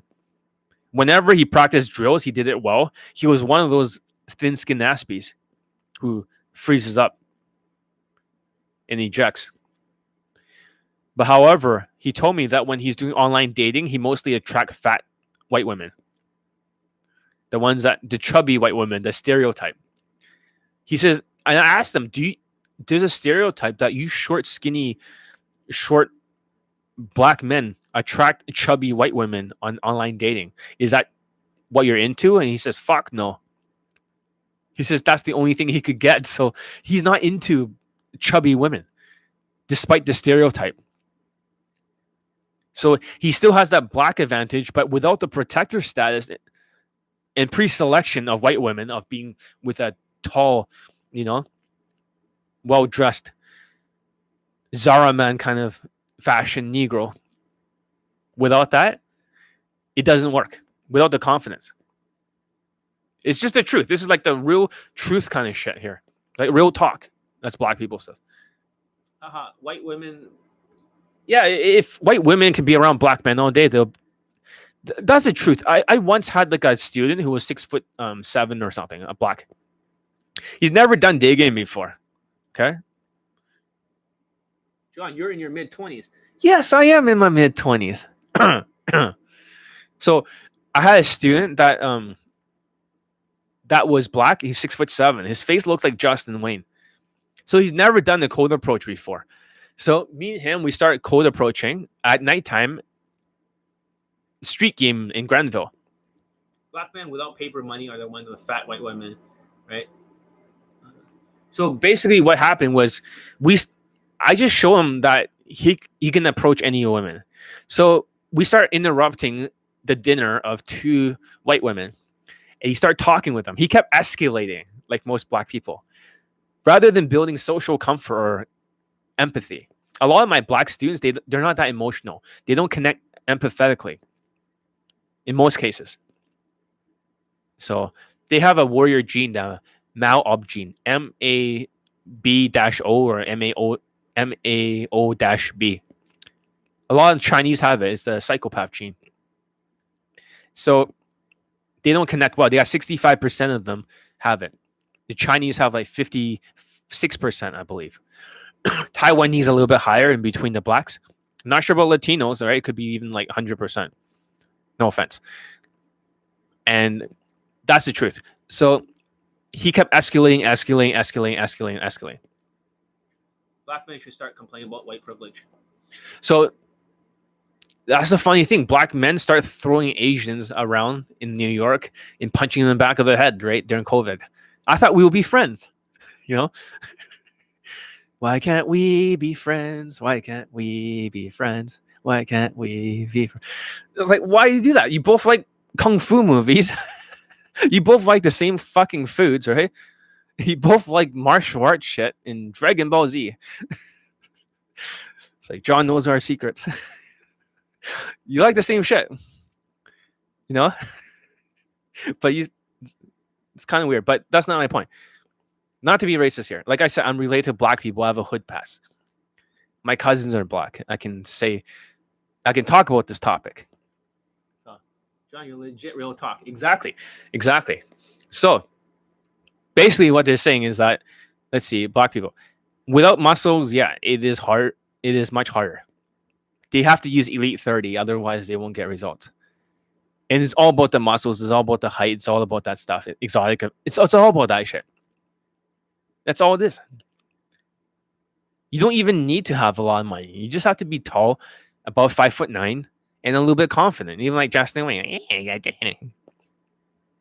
Black people haven't tried Korean fried chicken. Okay. So what is Korean fried chicken? I'm actually having that tonight. I'm having it delivered, believe it or not. John, you're not Korean. I don't give a fuck. So for tonight, my dinner is Korean. This is called spicy chicken. It has a red sauce on it. It's fucking delicious. So for black people, they may not always like it because they don't put a lot of seasoning and spices in the Korean stuff. Hope that makes sense. I know you bring up the stereotype that, black people, they all like fried chicken. No, I get it. It's like, yeah, but let's not get into that. The point is this. That's not important. But what is important is that the Korean fried chicken is really fucking amazing. It may not have seasoning. You can always put salt and pepper on it. But for black people, you got to try it. You got to go into that Korean town and ask them, like, do you have that spicy fried chicken with whatever sauce, sriracha? Just thinking about it. Fuck, man. Maybe I should take a picture of it and show on the blog later. I'm getting like more than like 20 or 30 pieces. because I'm intermittent fasting. I eat as much as I can during that intermittent fasting time. I don't care how greasy the food is or how bad it is for your health. So I can make it to the next day, not hungry. It's still top secret. So it's not that. I just think like there's no exposure for it. Like I do fucking love the Korean chicken, but I do like fried chicken a lot, like Southern fried chicken. I make a good Southern fried chicken. So I'm a pretty good cook. Most people don't realize that. For nerdy blacks, right? Steve Urkel, right? Non-black women, only white women. Yeah, but if you try to be more of a preppy guy without the glasses, right? You still wear the same kind of pants, and you still dress like whitewashed. Some of the women in college would still be into that if you're tall.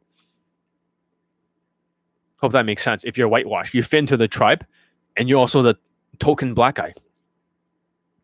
They're experimental black dick. There's always, for every white woman, there's always that one experimental black cock. So if you can be that guy, right, you still have a way. Just not with the nerdy glasses, because you're building more negative stereotypes. But if you can build a positive stereotype with height, and whitewashed, if you're black and you're whitewashed, you can go very far. If you're too blackwashed, right, you're overdoing it. We're talking about huge afro. And I remember one of my students that are here on the YouTube live, the very first thing I see when I Skype with them was the fucking huge afro.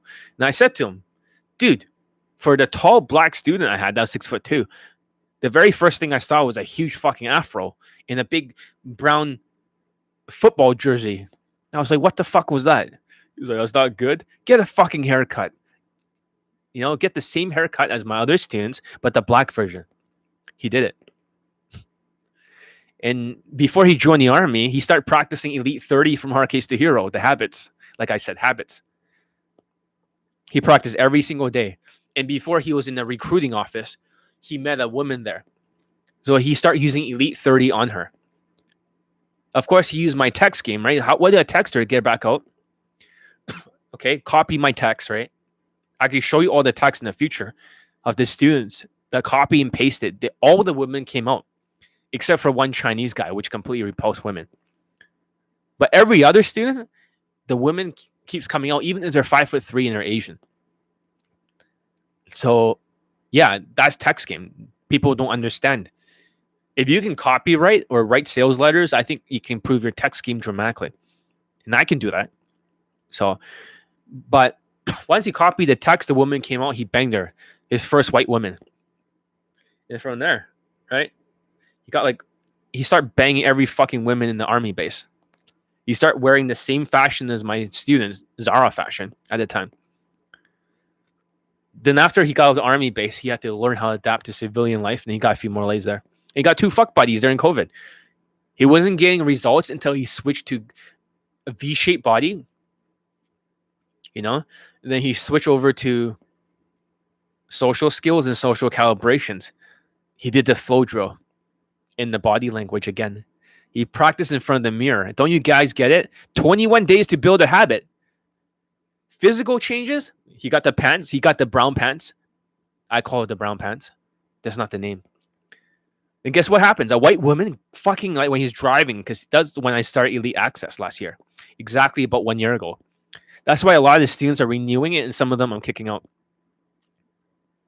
The woman grabbed his cock right out of the thing and starts stroking his dick.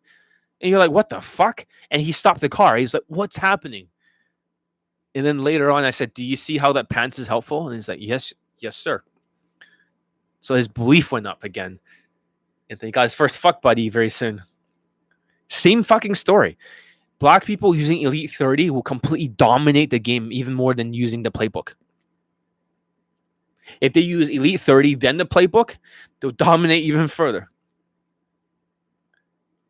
So are there a lot of Asian males and white female? It's almost non-existent. You might see it once every single 3 weeks. On the weekends, you might see one, but you see like almost like 1,000 tall white guys who are bulky looking with receding hairlines and inbred looking face. Not to be racist, but that's what they look like. With Asian women who are square jawed, who are short, who are stumpy. And the creepier the guy looks, the more deformed, the hotter the Asian woman he gets. I don't know why. That's Vancouver for you. Literally, if you go to the weekends, all the couples are Asian women and white guys. So I'm working against the pre-selection. I should move to Toronto. It'd be a lot better. But yeah, there's no Asian male, white, female pre-selection here. It's almost like rare. It's rare. So rare that you see more in California, you see more in Toronto, you see more in Europe. But in Vancouver, it's almost like the Asians are like, urinated on, and all the Asians go to this other tall, good-looking, strong dating coach who got only like 0 late testimonials for a day game for his boot camps. If you look at it, his product only had 1. That's his only testimonial for day game. He had a lot of night game testimonials, RSD shit, Julian. But if I put him on the board here, it's only going to be 0 Asian late testimonials and 1 for his product and some for night game, which does not count. What the fuck? See that? This is how they're like. Most other dating coaches have 0. Having 5 or 6, it could even be 4. I just put 5. And 6 Indians, 1 from India. What the fuck? Really? 1 from India? Then if you're from India, then how do you expect to get laid? Right? That's why I'm talking about worshipping. If the courses don't work and stuff, there's only 1 Indian late testimonial from. I got so many students late from India. It's fucking surprising. You think like, well, what the fuck? From India too, not just from United States or Europe. From India. There are quite a few. So I asked them, why are you worshipping? You should look at the testimonials, see how many is in India. Then you know where to train with. The last video, not too many people watched it. It was too hardcore. It's too raw. I think that's what people like here. I got to get going eventually. I got to order that Korean chicken. I can't believe you read my fucking mind. Everyone give it a try. If you can go on like food apps and stuff, right? Try look for a Korean chicken. It's not a cutlet. It's called a Korean sriracha, fried chicken. In case it has no seasoning, you can go on YouTube and see how other people of different ethnicities enjoys it. They say it tastes different. But if you put salt and pepper on it, man, fucking magnificent. Fucking-nificent. Height is desired by all. Yeah, exactly. It doesn't do not don't you get it? If Latinas are with short Latino guys, they're the same race, right? If you're a short Asian guy, you try to go for a Latina, unless you're in Miami or something, it's usually quite hard. If you're like tall and like 5'11" or 6'2" and muscular, Latinas are easy. Latinas are really, I hate to say it, they're extremely fucking shallow. I've been flaked on because I had no back muscles, no V shape, nothing before. By Latinas the most of all the races. If you type in Google flaky Latinas, right? I'm not sure if my article comes up, but my most popular article is about flaky Latinas, believe it or not. They only respect value and status. So if they don't flake on you, you must have some really fucking high status, man, like to the max. But Latinas are different. If you go to Colombia or Mexico and you're Asian, they'll treat you like a god on Tinder because you have the exotic advantage and the money status advantage.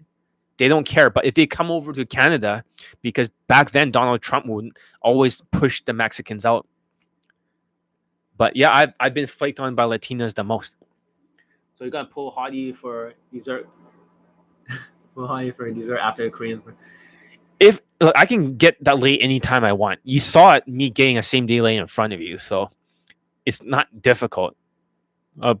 If I need to get late, then just go out there and do it. It's fucking easy. It's like easy as breathing. So, hey, first ranking on Google. Congrats. let me see. Like, Latina. What do you type in? Flaky Latina. Flaky Latina. Holy shit. Yeah. So when I'm talking about something like this, right? Flaky Latina. It's like this is not even a made up shit. There must be enough people in the world searching for flaky Latinas to put my article on top of Google. Can height problem be overcome regardless of race? It's all about 20 out of 35. So if you're shorter, right, and you may not have the height, you want to start status maxing. For Asians, they cannot status max. That's the only race. Because Asians do not have status because their jobs are usually very nerdy.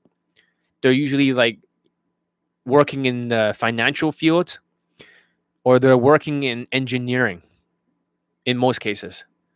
So the only job that can status max is a doctor for Asians. Most cannot be club promoters.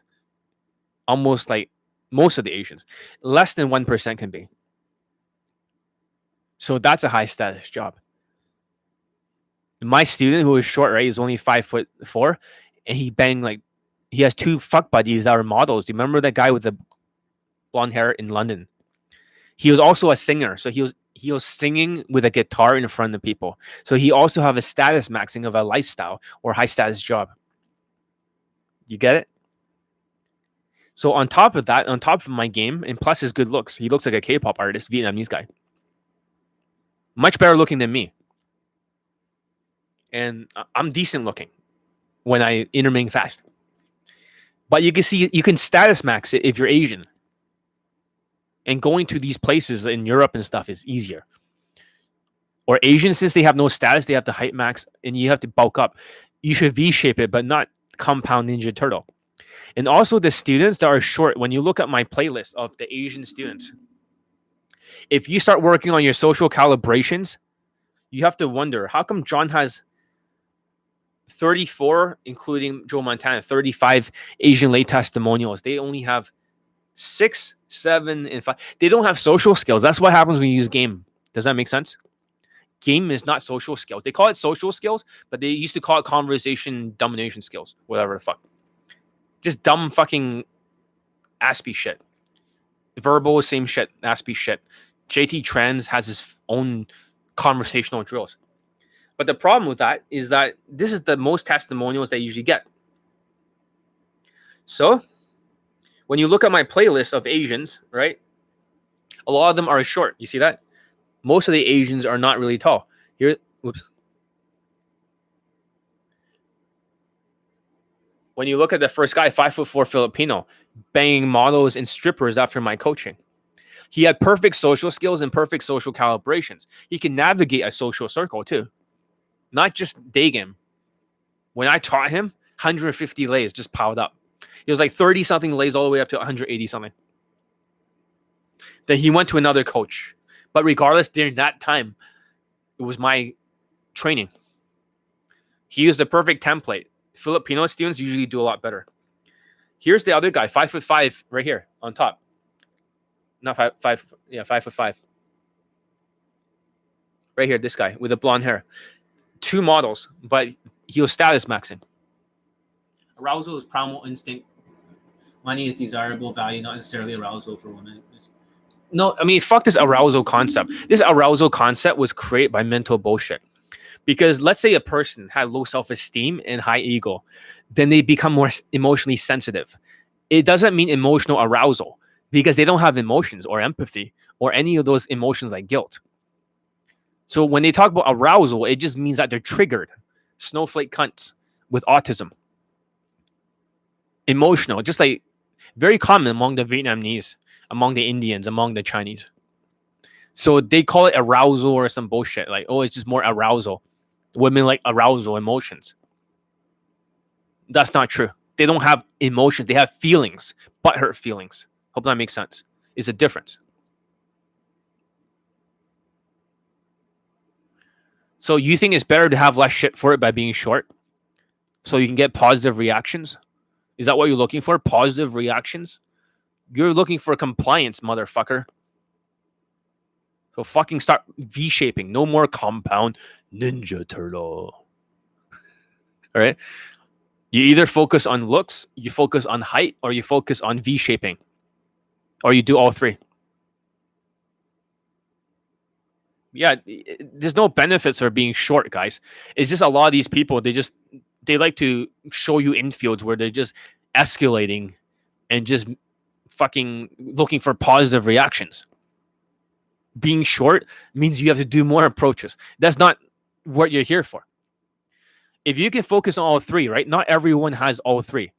So, for example, I don't have the height, but I have the looks. But I'm not like good looking as some of my other students. Other people, they may not have the looks. They may not even have the height. They may not even have the muscles. I have students like that with no value. And they're still doing it their way with their shit habits, like Vietnamese students. Like another one, I told him that I'm going to kick him out if he doesn't improve. And it's not a joke. Based on your current performance, I'm not going to let you renew the course. You're barely doing it, and you're just disappearing. You're just not putting in the work. I know you're too busy or some bullshit. I just kicked out the other Vietnamese guy from Elite Access. All the ADHD fucks. Just to let you know that. You can read about it in the blog. And he's still, he's blaming me, saying like, "Oh, you're not as busy because I have a real job." That's what he says. Oh, do the other guy have a job? He's implying that because you have a job, you no longer have any responsibility to improve your skills in day game. That ADHD fuck. And seeing your performance here, right, is not inspiring confidence in me.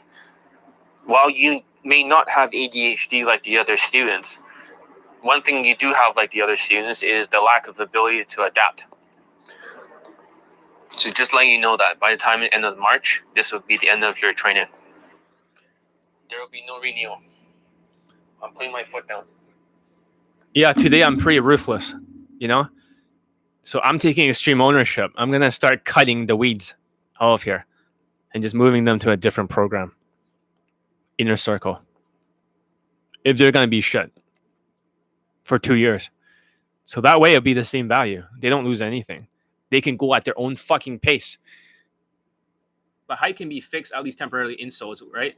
You can't fix a face temper. Nobody gives a shit about the face. Look at my students. I want to say about the face, which is fucking bullshit.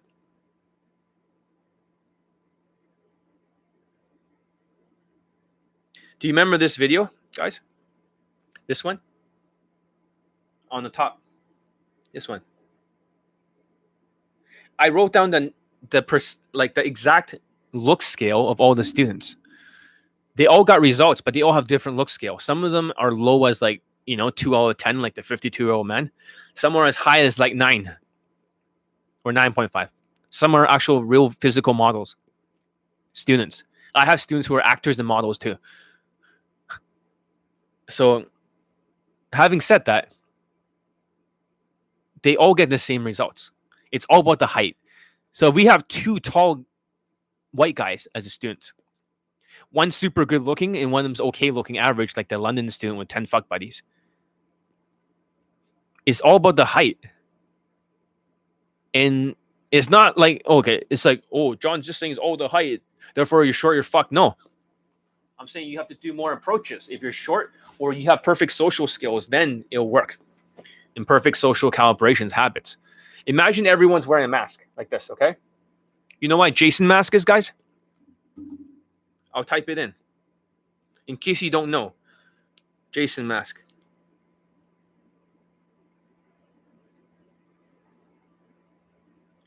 This is a Jason mask right here. You see it? So imagine every single person is wearing a Jason mask. So when I wear a jacket like this, you can only see my fashion, my hairstyle, which is not calibrate because I didn't take a shower today. I had to be on here because I was so pissed off at the other Vietnamese student. But let's say I fixed up my hair, right? So you only see the hairstyle, right? Jason mask. The height, right? The V-shaped body. Do you guys get it now? You guys get it? Black man. Jason mask. Big height. Big muscles. Get it? Asian. 5'9", 5'7". Jason mask. Your fucking fashion. So why dress like shit? Why wear RSD hoodie? Why wear the fucking puffy jackets? Are you guys getting it? That's why fashion matters. It's not about fashion. It's about being whitewashed. Don't you guys get it? It doesn't matter about your fucking looks. Women, when they're looking up and down at you, why do women look up and down at you? For evolutionary psychology. They first look down at your shoes. You guys get it? That's why my students wear like same shoes. Whitewash. Then they look up to your face. They look down to see your, if you have any like jewelry, your watches, survival value. Look up at your necklace. They look at your race. They look at your muscles. And then lastly, they look at your face. Every woman that you approach, oh, nowhere. Excuse me, real quick. I have a question. What are they doing? Jason mask. They don't fucking see it. And if you think it's about looks, if you have a student that's better looking than the women and he's like 9 out of 10 and she's like 8, that's not game. That's just SM vegan. He's going below. My students who are the ugliest have the best looking women, the bald guys. My bald students have banged women 4 to 6 points above their look scale. You don't believe me?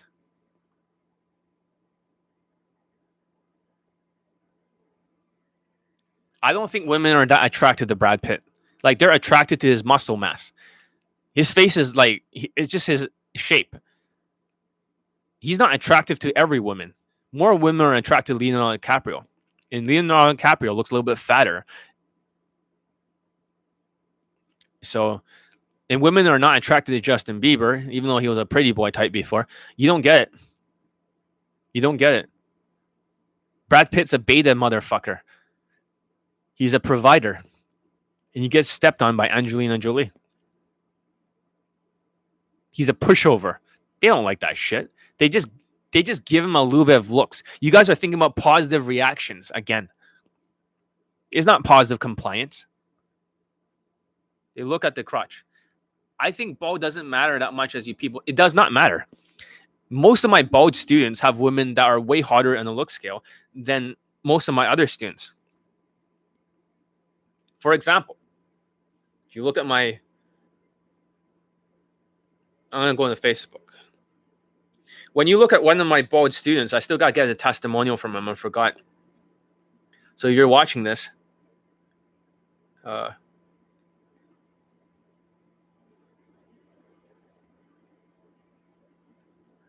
this bald student is banging women that looks better than a self-proclaimed high leg count guy's girlfriend. I censor her face, but without a censor, she looks much better. He's only 5'7" and bald. He also has a 19-year-old fuck buddy. He's 39 years old. She's only 19. She's still a teenager.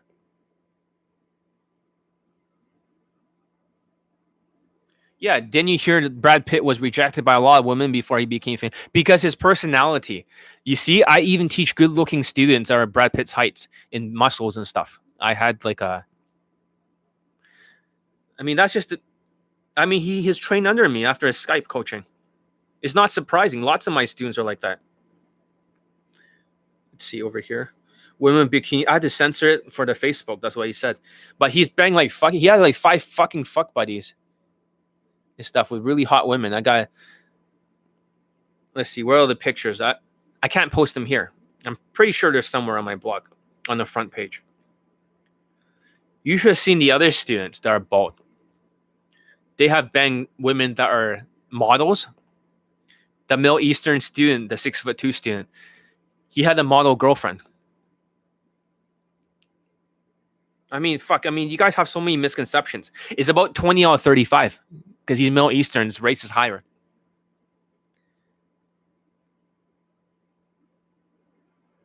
Fuck, there's too many testimonials. I can't even find any of that shit. Okay, so look at some of the bald students. You can't hear the audio too well, but...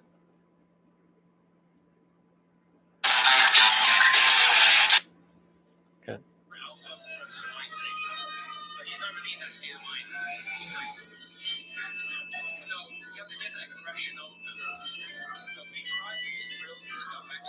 Does this guy look like he's good looking? 6'2". Bald, ugly. Like 3 out of 10 face, the 3.5.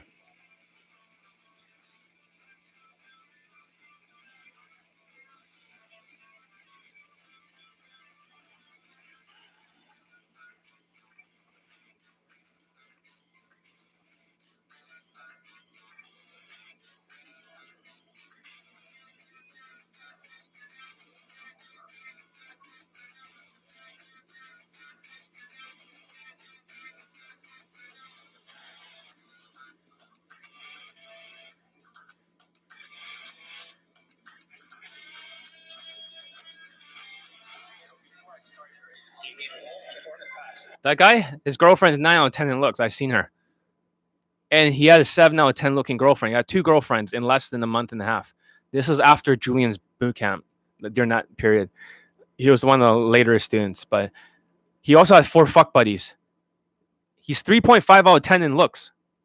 What does that tell you? Yeah. I got injured in MMA. I used to be in Krav Maga.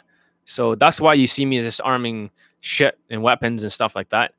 I'm trained like a soldier, Israeli soldier. I've been in a Krav Maga for 5 years in a row, guys. I've been over 300 fights. Like sparring.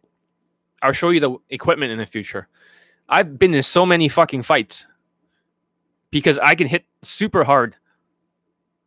I have to fight the bigger students. They just say, shut the fuck up, John. Go fight the bigger guys. Right? We don't give a shit. No, you have no excuses. Okay? He'll beat me for sure. He'll beat me.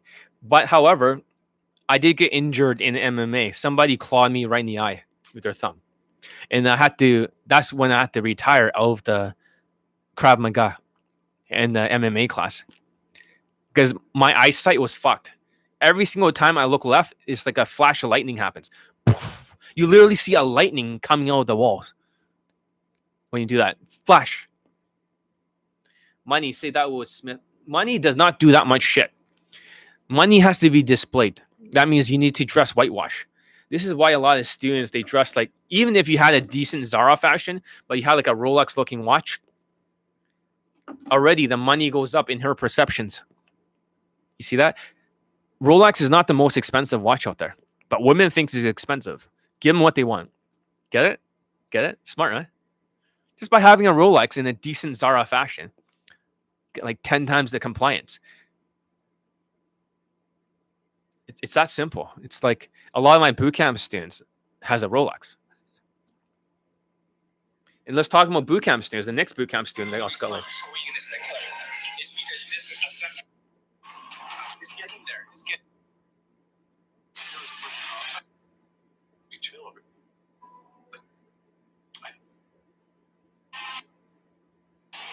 Even though he got a CD away in Las Vegas right before he came to the bootcamp,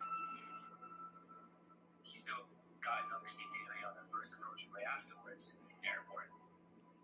But usually not used to it at the beginning. This guy's 5'11". He had to work out with a V shape. Ugly motherfucker.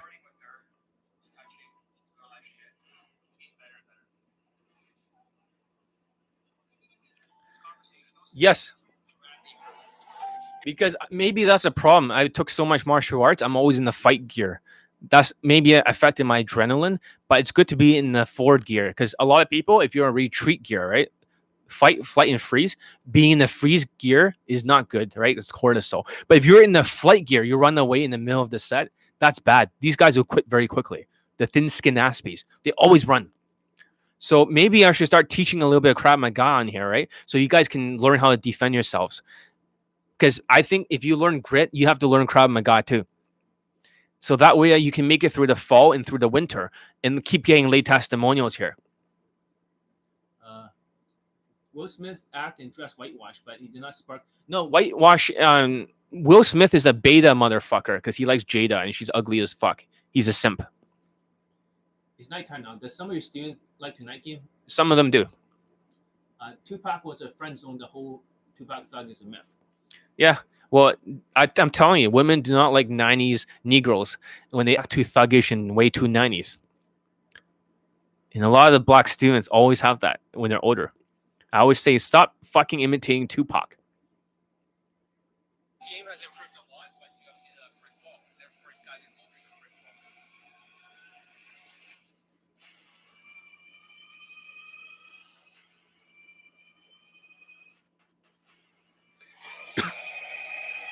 So basically, in Las Vegas during the pre-boot camp training before he came here, he banged an 8 out of 10 or something women in Las Vegas. But she was also from Vancouver, which is surprising, or at least from Canada, I believe. A blonde chick. He had the wingman, and then afterwards, after the boot camp, right after he went to the airport, first approach, he bangs another white woman. He had to work out and get the V shape. His body was very slender and tall. He had no muscles. So when he looks like he's a little bit V-shaped, a little bit Vin Diesel looking, don't you get it? It's not how good looking they are. It is the mask, the Jason mask. So if he's bald, he's tall, he's wearing Rolex, blazers, all that fashion, nice shoes, everything. What do you think is going to happen? Working out. And of course, after the boot camp, it was harder because he let it get to his head. He no longer had an emotional connection. High ego, low self-esteem crashed. But before that, he still got 2 epic same-day lays. So.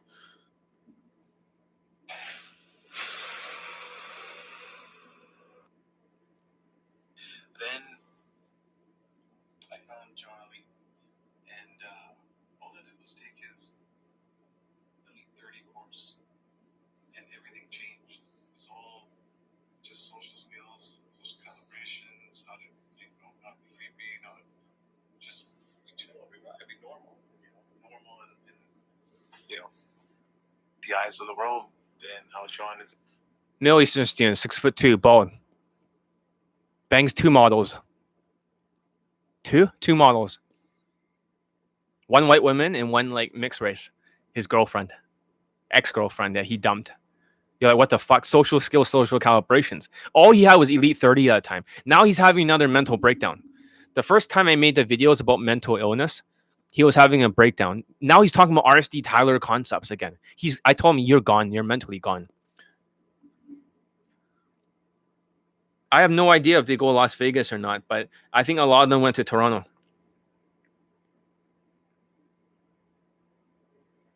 Okay. Who am I talking about? Oh, yeah, here it is. Yeah, growth, right? You're listening to the wrong ideas of like RSD Tyler. That's why you're fucked. You're not growing. Resilience. You're not resilient anymore to change. Instinct. You're not going on about it the best way. You just have all this mental stuff like in your head. You're gonna mentally crash again. And lastly, tenacity. You don't have the tenacity to knock out the opponent to win the fight. That's your issue. You're anti-grit right now. You think you're going to get this result, but you're doing the opposite and ignoring what I'm saying. This is going to be a downward spiral. The first time we were in the mall, we filmed the video about mental illnesses and stuff, right? Before you had a mental crash. This is going to be your next crash. Learn grit. This is mental toughness for the Navy SEALs.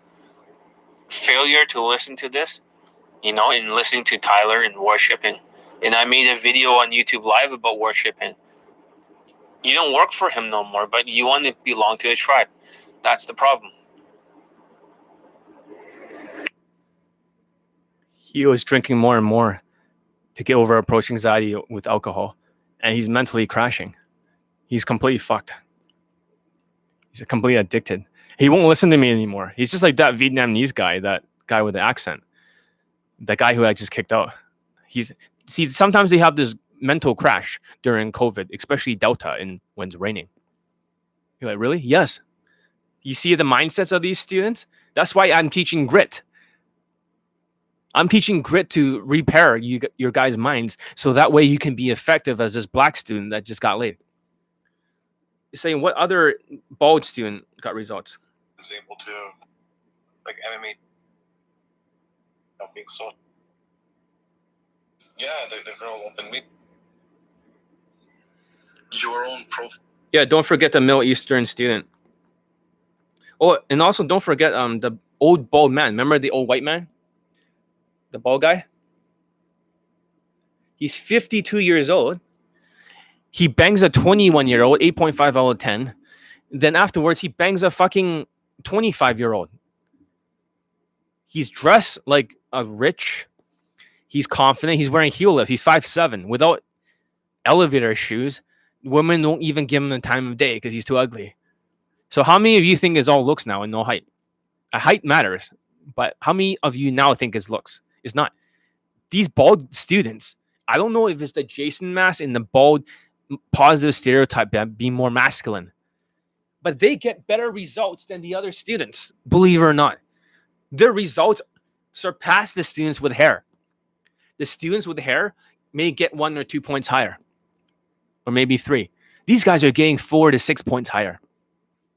What the fuck? What, you think I can make this shit up? Every single student that's bald, except for the 5'4" Indian guy who got like equal level at 5'4", bald. Every other student that are bald just fucking crushed it. It's almost like easier. I don't know why. I just look at the student results. And just like the new ADHD supplement, I split test and field test everything. I'm split testing this now. I just look at the results. I tell it to you guys. You guys disagree. You guys get angry at me. You thumb it down. That's just how it is. Right? And the people that gets it, they train with me. It's that simple. It's not rocket science. It's like fucking, you know. I'm just saying. And here's another Middle Eastern student. Like, there's just too many testimonials. I have to scroll through all of them to find the one I'm looking for. Fuck. And just to tell you, this is not even like that much of my lay testimonials. It's just a fraction that you see on YouTube. Here's this guy. Bald Middle Eastern student. At the beginning, I was skeptical to it. I was actually given a chance. I emailed him. I talked with him. I think he was a nice dude, you know. So I was giving him a shot, you know. He actually answered me. He actually helped out. He was bald in 1 week of Elite 30. He practiced 16 hours a day. Habits again. Remember? Physical changes. He changed the pants, the brown pants. He was bald, so he didn't change the mindsets. Every day he was giving me his fucking commentary. And I told him to shut the fuck up. You should hear the audio of me talking to him. Shut the fuck up. I don't want to hear your opinion. Just do what I say. Blah, blah, blah. Shut the fuck up. And then eventually he shut the fuck up and he said, yes, sir. I was like, good. And he did it. So his mindset changed. You have to release the excuses in the mental chatter. The mindsets. And then afterwards, the habits. Don't you get it? This is the same fucking formula for COVID. Physical changes, you know, fashion, calibrate, all that shit. Mindsets, which he did. Habits, Elite 30, automatic lay. If you motherfuckers actually change all 3, it's like you automatically get the lay and it sneaks up on you. It sneaks up on you. Just like this black student. Every day, he wasn't aiming for that lay. He was just aiming to be happy, fun, carefree, which is day 1. Day number 2, box breathing, Navy SEALs. Hold the breath. 4, out 4. Hold 4, in 4, out. He just kept doing this box. So he calmed down. He learned how to be relaxed and happy, fun, carefree, positive vibe. Kind of like right now when I switch to this positive vibe, I can switch anytime I want if I want high vibrational energy. But I don't want to fucking talk like that. That's a mask. But I can do it anytime. You see that? Isn't that amazing? He was just working on that all day. See that? I can even have high vibrational energy if I wanted to. I don't give a shit about that. I don't give a shit about that. And I can really connect if I wanted to, guys. I can switch the emotions perfectly. Like, my emotions are so fucking perfect. I can say the most fucked up things, right? And this sounds like I'm caring. Let's begin. I think Biden is the best president in the world.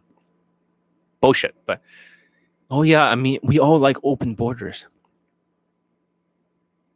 Yeah, whoa, man. Shit, that's like rapport. Connecting. I think that self-proclaimed high lay count guys has a lot of lay testimonials for day game. You know that's bullshit. I think Todd V is a wonderful dating coach. He has 3 late testimonials, but he's the best. That's bullshit. You see that? But I can talk like that. You're like, fuck, man. He can switch his emotions. I think that short guy shouldn't come to you because you don't have any advice for them. Why would you say that? Why would you say that? This guy's 5'7", you dumb fuck. You want to look at all the testimonials and see who's short? That's a big fucking lie. Fuck you. That's the dumbest thing I've ever heard. Drain.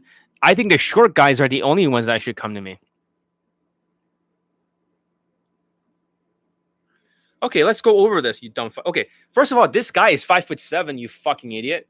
He bangs a woman when... Okay, let's go over all the testimonials, you fucking idiot. Short guy should not come to John? No, I think short guys should come to John. I'm telling you, it's fucking habits, you dumb fucking idiot. Social calibration, social skills, mindsets, habits, physical changes, which is elevator shoes and fashion, you fucking idiot. Have you not been listening? But it's okay. Let's look at the second playlist. Short guy. Let's look at the top. 5'7", bald, 2 of them. Bald, ugly motherfucker. Short. Gets a girlfriend. Bangs like a fucking, bangs like a 21-year-old. That's 8.5 out of 10.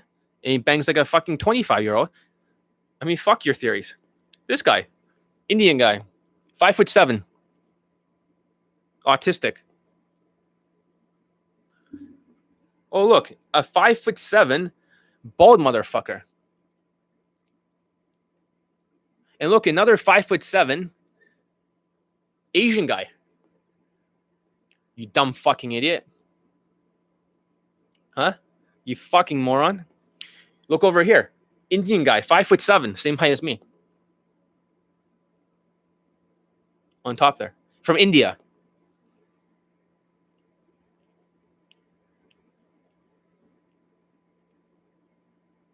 $5'5", bangs 2 models, 2 model fuck buddies.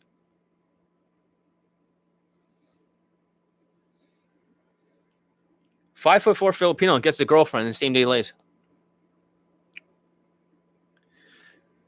5'4" Asian approached to girlfriend, 2 fuck buddies, 1 same day lay.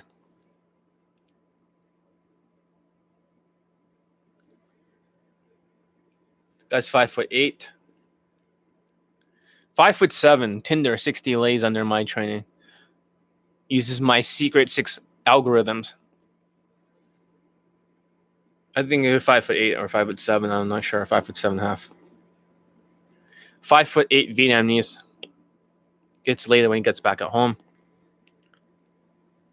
5'7" Chinese guy, 3 fuck buddies, but I heard he got over 30 something lays afterwards. And he did not get a girlfriend. Well, he should have went back to use a second Skype.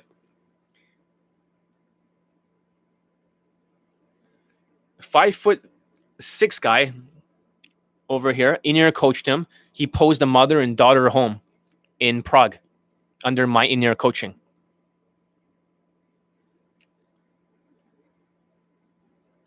Asian guy, 5'7", in Poland when I was there. Banged 7 super hot white women. That sounds like a troll. No, it's okay. The troll needs a good punch in the face.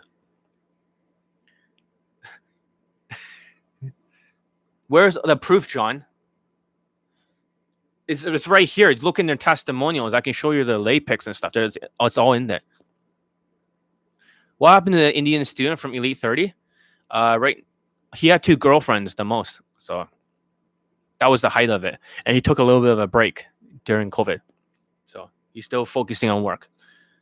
And here's Julian over here. 4 pulls in the boot camp. I wish it was a lay, but another guy, 5'7", Filipino guy. 5'7" Indian guy. In Australia, bangs like super hot women. 5'4" Indian. Here's the only bald guy that did not get a woman hotter in his look scale. 5'4" bald guy. 5'7" guy from India. Oh, there's a lay pic right there with the women in front.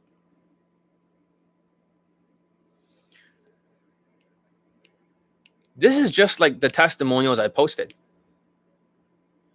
5'8" black guy, I believe. Could be taller, I'm not sure. In a half or something. Here's a 5'7" Latino in Europe. Here's an 18-year-old 5'8" student, which is Latino, gets a girlfriend, and also like he banged like an older woman when he was still 17. She was like 34 and Asian. Not sure if that's legal, but whatever. 5'7" Latino bangs 6'2" blonde. Under my training, right here. That's her. She's 6'2". He's only 5'7". You're like, what the fuck? 5'7" student has 3 lays on the boot camp. Filipino guy, half Filipino, half white. He's engaged now.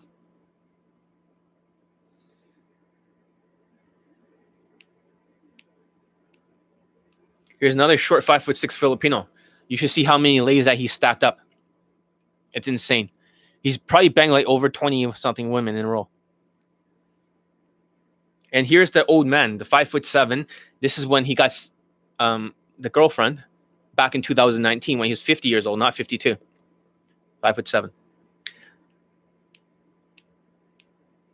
Here's a guy who's like 5'7", Thai guy, bangs a Latina, and bangs 2 white women.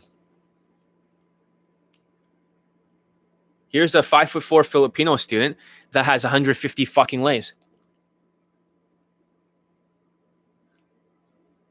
And here's another Filipino student that got laid, was a Queef and Cast Nova student, 5 foot, I think he's 5'5".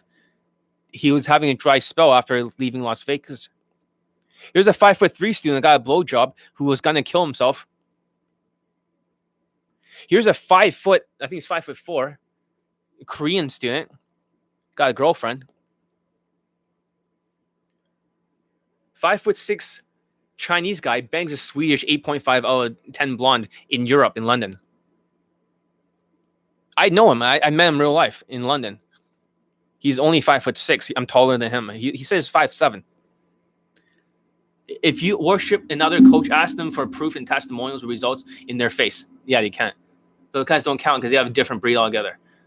I think you're just hating, man. I think you're just hating. This is not even all the testimonials. Wait till I post the short blacks and the short Middle Easterns and the short, I haven't posted all of them. And yeah, there's still blacks, there's still Middle Easterns, and there's still Indians. There is so many short Indian testimonials that you have no idea. Here's another student that was 5'5", former self-proclaimed high leg count guy student. Let's look at his testimonial, shall we? Okay.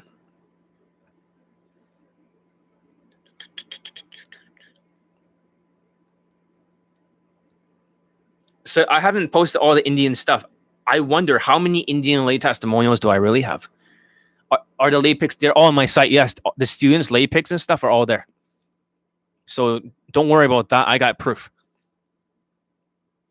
About the legality of it, let's just say because they're well censored. They're well censored. Yeah, they're on my website. They're on the front page. So you want me to switch to the front landing page, you can take a look.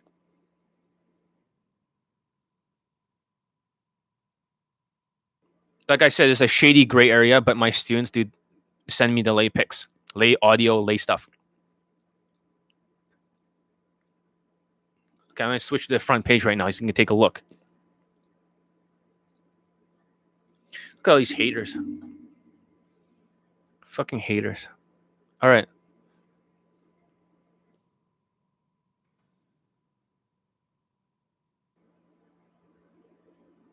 The Filipino 5'4" guy sent me all his lay pics during that time. All right, here's the link for it. www.johnelite.com. Take a look. HTTPS. JohnElite.com. Go ahead, scroll through it. You'll see a lot of fucking student lay pics. Just copy and paste. That's the address. Just figure it out. So shut the fuck up. I mean, Pornhub. So that's all I say. Like some haters, it's okay. Just hate. Just hate. You know, self-proclaimed high lay count guy. You look at their students. Where are their proof? Ask them first. I don't see a single fucking proof of their student results. They just maybe pull at the most, but I don't see any fucking lays. So why don't you ask other people? You can reverse search your images. They're all mine, you fucking idiot. I mean, talk about a fucking skeptic hater piece of shit. Even Julian over here is actually one of the testimonials, you fucking idiot. He's actually on there. I just fucking showed you. I mean, this is what happens when you're such a fucking hater and such a skeptic, because you can't process this in your fucking little mind that your favorite coach in the whole world only has 3 fucking late testimonials. Fuck you, man.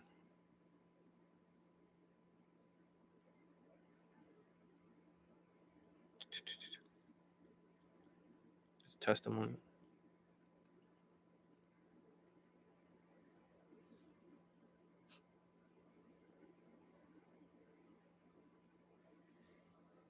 Dating coaches should have OnlyFans accounts so they can see what goes on. I posted the lay pics and shit on my site. I know it's not legal and shit, but I don't give a shit. So there's just some of them so you can see it.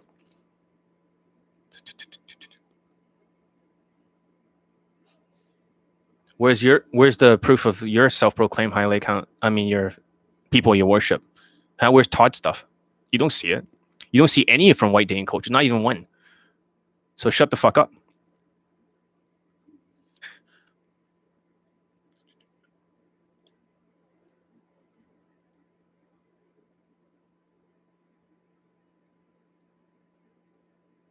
Let's see, where is it?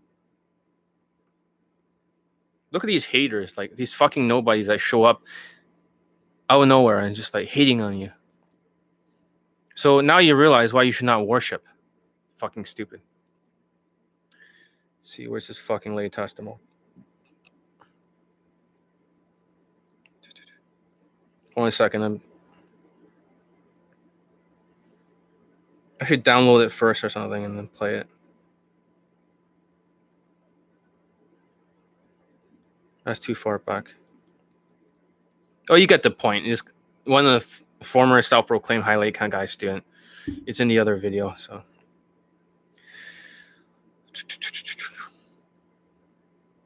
let's see, where's the lay? I'll find a testimonial later. It's just I save it somewhere. So yeah, that's my point. So I hope you guys learn a lot today. Don't make excuses. Number 1. Number 2, make the physical changes with your fashion of my students. They all wear the same shit. Never go against it. Number 3, the mindsets need to change. And number 4, your habits need to change. Does that make sense? It's that simple. And this Vietnamese guy, I was saying, this piece of shit, he's full of excuses. He may make a few physical changes, but it's very fucking slow. He's already gained a lot of weight. He's ballooned up because he didn't listen to my fucking instructions. His mindsets are shit as he's blaming me right now. He's shifting the blame on me. And lastly, he's not doing any of the habits. He's not using Elite 30 properly. Every day that you guys use Elite 30, you do one day at a time. You don't aim for that lay. You just aim to build that skill the entire day. So if it's happy, fun, carefree, positive vibe, box breathing, or day 3, which is the PUA, the day game stop. If you do the day game stop properly and you spend the whole day on it, you focus on it with women back at home in the mirror.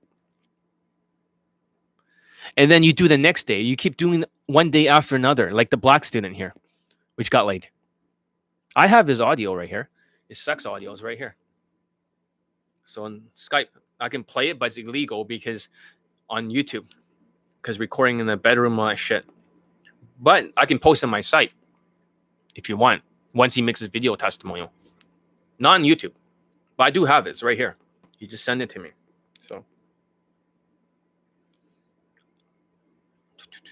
Right here. Should I press play? And you should see how many lay videos that my students have sent me. There's so many lay videos that I can only post a screenshot of. But I have all their lay videos. The old man's, the bald man. I have all their fucking lay videos of them banging women. So it's on my site. Yeah, it makes sense. Okay. Yeah, let's hear it. Yeah, but even if I were to play it, right? I have OnlyFans account, so you see why. Okay, but the thing is that if I were to play it here, I can get in trouble because the laws. There's certain laws that you can't record in a bedroom or some shit.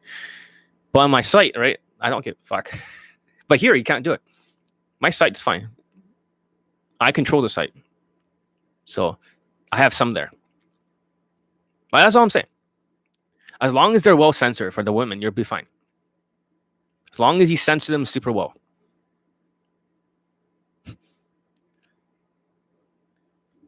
Let's just say it's a gray area. It's a gray area. If I don't show any like proof in the student proof, you wouldn't believe it because you'd be skeptical and be a hater. But now that you've seen proof, you're like, shit. Like I said, it's a gray area. Obviously a gray area. Obviously, you don't want to do that, but at the same time, you want to show proof of the student results. So I think it's fine as long as you censor everything completely, which I did. So censor before, after sending you proof. When it's sent to me, none of it's censored. I do the censoring on the videos. So I get to see the lay pics in the lay videos. So when the students fucking other women, they just send it to me. They let me take care of all the censoring. So that's all I'm saying. I do it, and before I even post it, I show it to them. It says it's censored enough. Until they approve it, like that's fine. That's fine. I can handle that. Then I post it. Yeah. Otherwise, you know, you want to make sure the students are comfortable with that your censoring is good enough. And when no one can see who it is, everything is fine. Women don't care. They're just like, whatever. Because you can't see their face. That's why it's important to censor the woman's face. Yeah. So what is the inner circle? Imagine there's like a YouTube live, but full of the stuff that I don't teach to the public. Like you heard over there when I was teaching this student this concept. All the stuff is not taught to the public. You guys are hardly learning anything. You think you're learning a lot here. You're getting the bronze coins. The gold coins are in the boot camp, Kaizen. The silver coins are in the inner circle. Silver and gold. Does that make sense? So a lot of the secret stuff I want to pass on to my students are all in the inner circle. A lot of the members of the inner circle already got laid. I will not let most people in. I have to interview them. So, for example, if I was teaching this guy, right, about how to change the speed. Hi, John. How? You need to actually sound like you're speaking normally like this without trying to speak faster. Not trying. So your words are not full, and therefore you're reinforcing them. Hi. Excuse me very quick. It's too much. It's too choppy, but You're fucked because it's kind of like, imagine every syllable that you say, like syllable, right? Excuse me?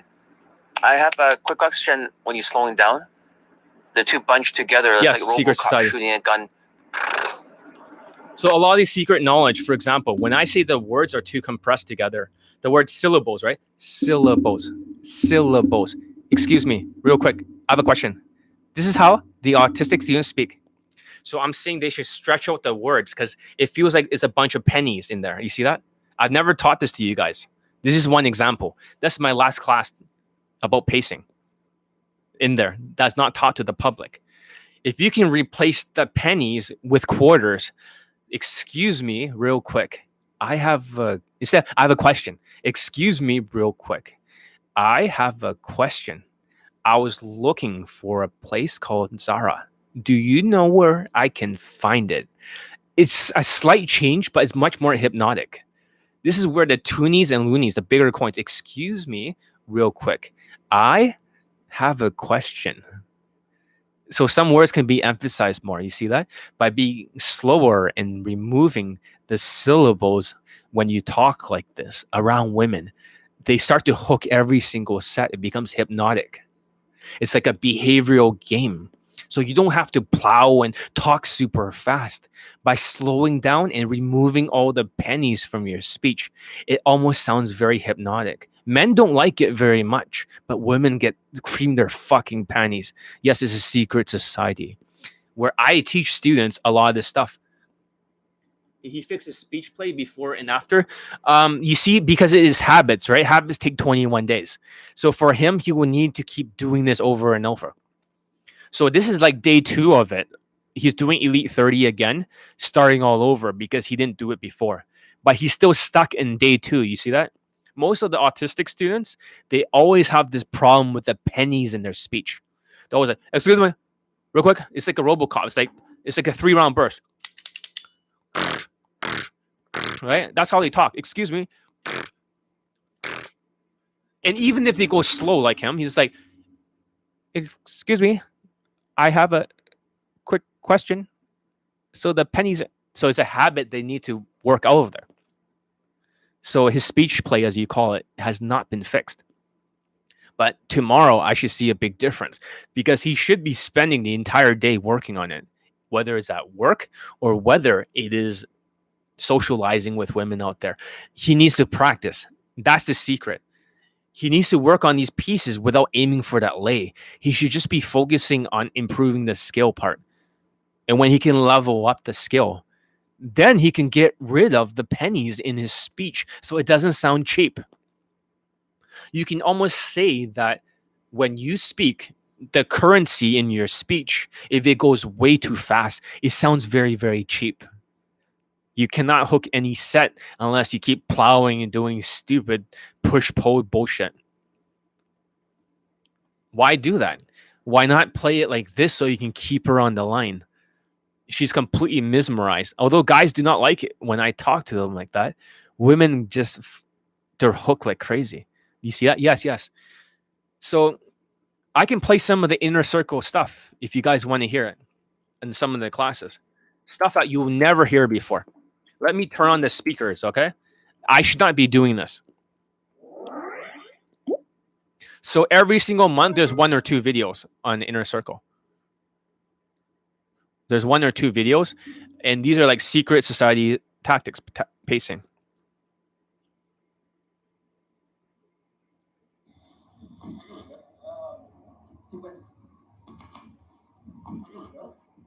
Are you enough? You hear that? Are you enough? That is going against the boxing concept. You see that? It went against the box breathing. Or it went against the momentum. It's like a bowling ball. If you go too fast in the beginning, you cannot slow it down. So if even a speech like that from inner circle, right? Think about it this way. What does a bowling ball concept mean? This, whenever you start a speech, guys, in the beginning, if it goes too fast, if you say, excuse me quickly, right? Excuse me real quick. I have a question. You see that? Excuse me. Real quick, you try to slow down. You can't slow down a bowling ball. You see that? So much depth to it. You can't slow down a bowling ball. Like, really? Yeah, you cannot slow it down. Why didn't you teach this stuff on YouTube Live, John? It's none of your business. I teach this to my students in the secret society. Most people are not allowed to join unless they're big fans or unless they got laid. This is like the alumni. The superstars are all there. Excuse me. Slow it down. Pennies, get rid of it. Excuse me, real quick. I have a question. Get it? If you can slow it down in the beginning, then you reset. So excuse me, real quick. Slow it down again in the beginning. Excuse me, real quick. I have a question. Reset. Bowling ball again. I was looking for a place called Zara. Reset again. Do you know where I can find it? You're like, oh my God, I can use this towards my game. You hook every set. Yes.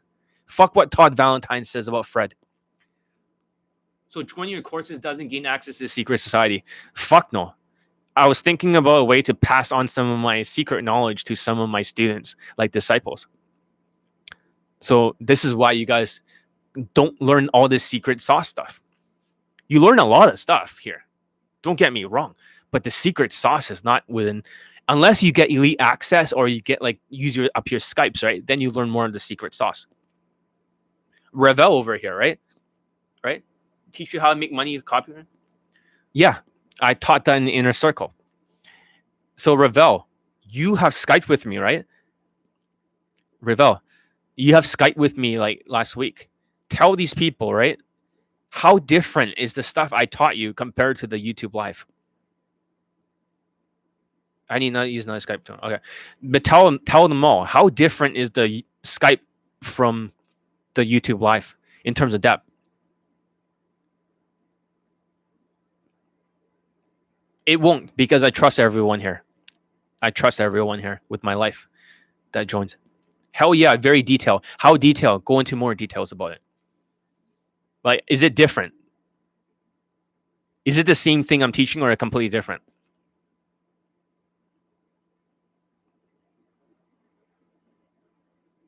Type faster, Ravel. How will you rate it, Ravel? Yeah, rate it out of like 100. What will you give it from what you've learned last time? It's customized so you can know what to drill. It's different. Okay? Rate it out of 100 compared to what you thought you learned, right? And what you actually learned for your first day. That means a lot of the secret sauce is through the Skype. That's why I include it in the programs. A lot of you are just reading the Bible. You're just looking at the surface level. Without my understanding, you cannot see the depth. You get it? You're seeing surface level like Ravel. Free for lifetime as soon as you get. No, it's not free for lifetime. It's a yearly membership, but it's definitely not for the public. In fact, I should not be talking about it. In fact, I'd rather people not read the sales letter for the inner circle. I want as least people joining as possible.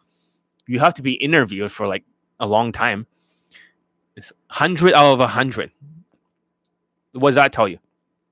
100 out of 100. That on Skype. You're only getting like fucking 5 or 10% depth.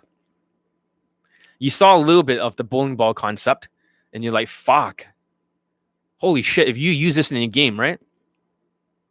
What's the interview process? Oh, wow.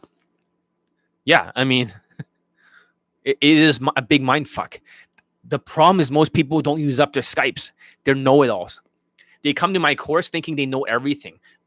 So they're not teachable. When I know a student doesn't use the Skype, usually it means they're know-it-alls. And usually the know-it-alls know it none. They're stuck. But you're like, fuck. So there's all this depth and secret sauce. Yeah. Holy shit. You have no idea. Let's hear more of it, shall we? So for you, you got to learn how to slow it down so that way it'll keep going slower throughout the entire thing. The bowling ball does not stop. So if you're going fast in the beginning, you're rolling the ball fast, it'll go even faster and faster. Listen, can you hear this very quick, carefully? I'm going to play it again. Here's the shitty Vietnamese student. Oh, okay. I can speak enough nursing. You didn't speak of nursing. You see that? Do you see how the pennies are there? But isn't everything on Zoom now? No, you mean Skype? Dude, you're not going to be part of the inner circle, so don't worry about it. Actually, speak of nursing. You see that? So he's going completely 100% against the bowling ball concept. How come I only see one person here? What the fuck? No, the other guy's driving. He was still there. Too. But do you understand that? So every single time he talks, it's game over because he went too fast. So excuse me real quick. I have a question needs to be slowed down. Write that down. Your intro, your excuse me real quick. I have a question. Needs to be slower. Excuse me real quick. I have a question. Happy, fun, carefree, positive vibe. And one of my Indian students that I saw recently, I didn't know what was wrong. He was talking slower. But when I saw his body language and his social calibrations, he was doing this. Excuse me, his smile's upside down. If you don't interact with me, I cannot interact with you as fast. Who's there? Are you there, WZ? Yoga girl at the mall, I'm not sure. I think this is one of my Spanish students. Let's hear how fast he goes. Okay. Yeah, I hope that you didn't mind, Marco, that I use a little bit of your speech. I'm sure he's okay with me sharing this. Yeah, I'm Even really if sure. I ask permission, he'll be like, "Yeah, sure."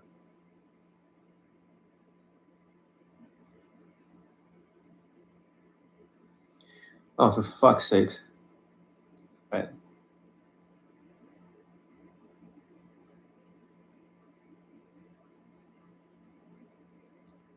Sure. I'll click that. Yes, you do. Yes, you do.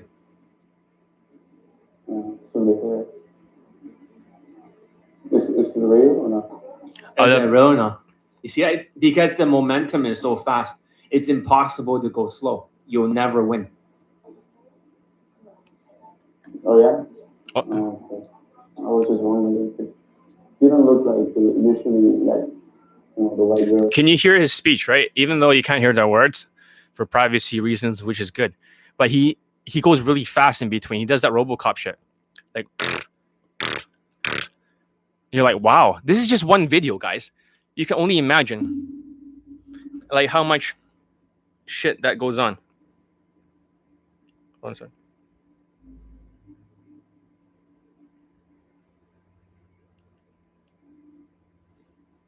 Okay. It's a little bit of white. You don't look like white girl. Hey, so I'll do it. No. There's no habits. So maybe for your second habit, the bowling ball concept is the second one. If you had to choose one, because this is not a. That's too fast. This is not. This is not a bowling ball concept.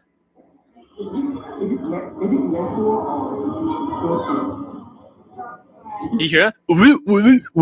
That's the Vietnamese student I kicked out today.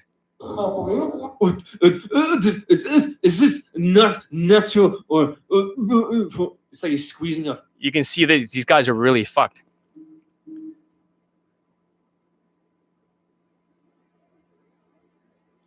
You're out of here, man. Get out of my fucking chat.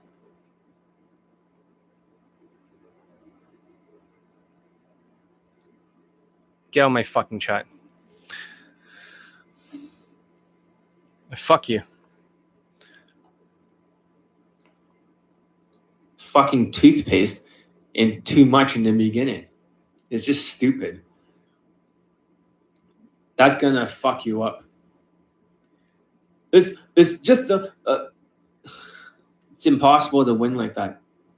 No matter how good your game is or how many tactics you use, it's game over. I'm gonna use your recording, all right? So let's give it a listen. So that beginning, you won't do it. You walk in there with your bad habits. You won't breathe for 10 times, but I forgot to breathe. So I'm saying that if you don't breathe for 10 times the box breathing, you're going to shut down. So before I do every single approach, I have to do 10 of the box breathing. And then I'll make an approach so you can slow down along with a bowling ball. I also talk about toothpaste concept. I talked about how you're almost squeezing the words out in a tube. Does that make sense? Because some people, when they speak, they're like, hey, John, how's it going? No, you gotta make it smooth. You gotta squeeze it out of the tube. But if you squeeze it out too fast and you talk too fast, toothpaste goes everywhere. If you go too slow, it starts to sound retarded. And the toothpaste gets stuck. There's so much depth to this. That's just one video. But yeah, if you're a big super fan, you can join the Elite Access. I'm allowing Ravel to join and other people that I trust. But I don't let most people join the inner circle. So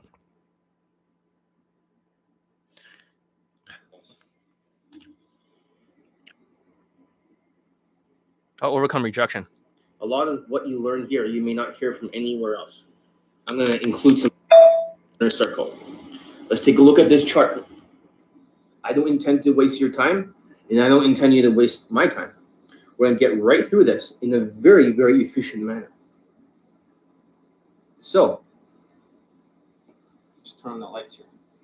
Talk to me about the fashion later. Very first thing that I've noticed that helped the most was something called grit. Grit. You guys know grit. input and ideas to help you succeed in that thing. That's a problem because they're not exactly the most teachable. They're not the most teachable. Guys getting a picture here. You guys are getting an idea that this grit, this mental toughness could. Okay. So therefore, he didn't have that growth mindset. And that's where everything tanked. 2021, he had that growth mindset again. Fucking unstoppable. Doesn't matter about your estimates. Number 3. Self-esteem and ego. Yeah, about self-worth. It is not related. So what you want to do is follow 20 minutes of calibrated binaural beats. Oh shit! I cannot tell you about that. Hold on a second. Let me think about this one. Holy shit! I can't believe John said that about me. Right? That's not good. It needs to go inside your brain, no matter how much it hurts. But however, once your brain opens up when you're in sleep and feed the brain waves. Oh shit! I cannot talk about this. Anyways, I found a way not to do affirmations anymore, but to be able to change your entire. I can't talk about any further. But there's a lot of top secret sauce there that nobody knows. Only elite access student knows, and inner circle student knows, and boot camp student knows. It's like this is a completely different game. You're giving away all your secrets. This is not all my secrets. That's just like 2 videos and just a little bit here and there. You haven't learned shit even from that Skype, even though you've been mind blown. So how much game hacks do I know? How much of this secret sauce do I know? The gold, not the silver and bronze. It's scary. If you just knew what was in here, I'm just giving you the bronze coins. You're like, holy fuck, man. Why do you think the students are so fucking good sometimes? It's like a secret society. Once they have this secret knowledge, then they can apply it. I don't teach everything out here. When you get Elite 30, it's so different. You're like, fuck, there's a lot of depth to this. However, the more layers you go in this secret society, so to speak, the more depth you get, the more understanding, the more different the tactics are, the more different the strategies are. You don't need all that. Elite 30, Elite Playbook is more than enough to get you guys laid many times over. This is beyond what you need. This is not for the public. This is not for the public. That's all I can play. That's just 2 videos. There's like a whole secret society library here. I'm only going to allow certain people to join. Most people cannot join. You're like, fuck. But it's okay. You're still learning a lot here. Some of you already got laid here just by listening to me. But my God, this is how I have to edge over the whole day game industry. Everyone is stupid. They don't know what the fuck they're talking about.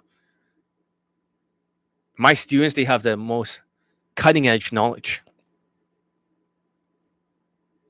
The whole industry, I want them to be ignorant. I want them to dismiss. I want them to say, I understand, John, here's what it is. I'm going to dismiss it. That's the whole point. To get these motherfuckers to dismiss. So I can completely dominate the industry. That's the whole point. You learn something. You learn a lot here. You get a clarity. But my God, you have never seen the tactics. This is a strategy here. But you have never seen the tactics, the step-by-step. Holy shit. The stuff that you see in the inner circle. It's like raw, unfiltered. Exactly what you need to succeed. The secret sauce. And also, some of the best students are in the inner circle. You know, the guys who like fucking over 20-something lays. They're all inner circle members. Not for you guys. It's not for you guys. That's all I gotta say. I'm gonna stop this 3 hours already. Fuck. I gotta order some Korean churakai chicken. So you guys should give it a try. If you have a food app, look for a Korean restaurant that has these well-rated, like spicy, crunchy sriracha chicken. How many members are in the circle? It varies, but before it was like 35 or something. Now it's like down to 25.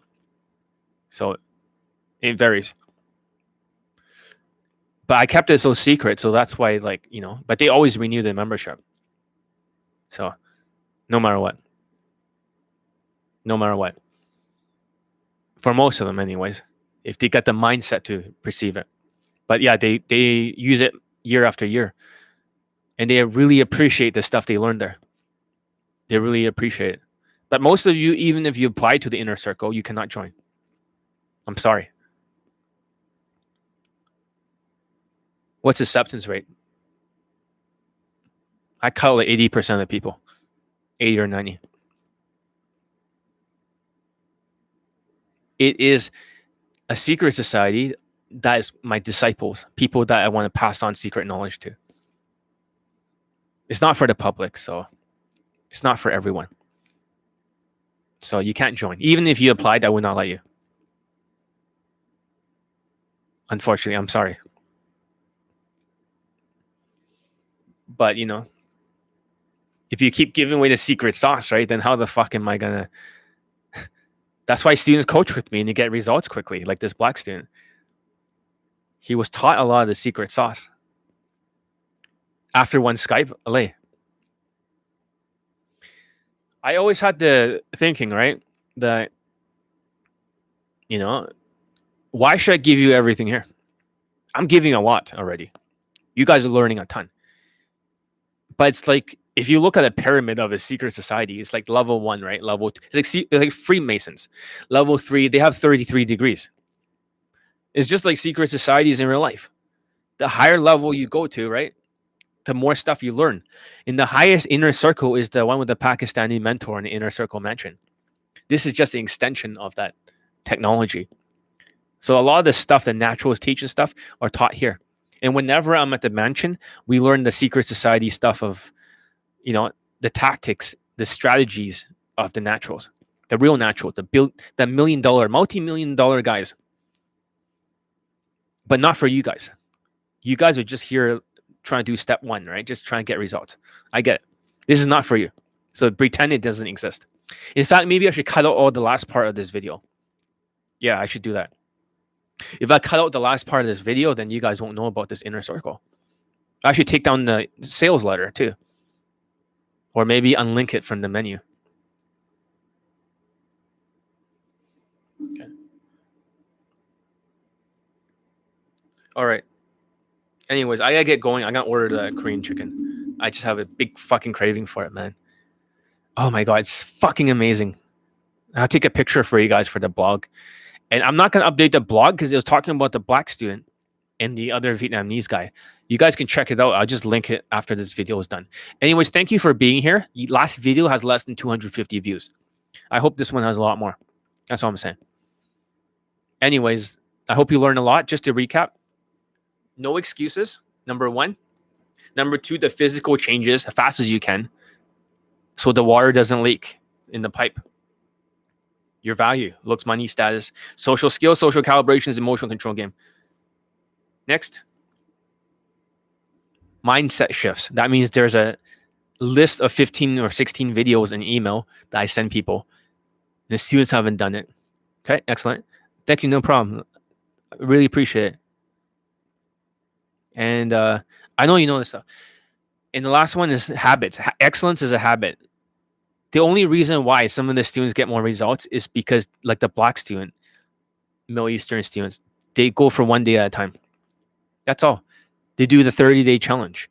And they're in Delta with all the rain and all the shit mindsets. That's why they're fucked. That's why I'm teaching this stuff to toughen the mindsets and cutting out the students that are shit from elite access, moving them to the inner circle instead or longer. So yeah, that's all I gotta say. And if you are one of the inner circle, like elite access members, try not to get cut. You guys better start going towards the finish line, having some tenacity. You gotta actually be coachable. All the other students from elite access already got laid. Team A already got laid. Team B is work in progress, and Team C is like the Vietnamese guy. No chance. Might as well just, fuck off and just breathe in that COVID air.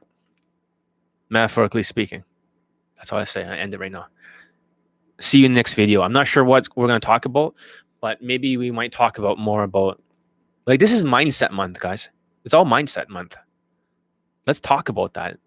It's very interesting. Habits, mindset habits.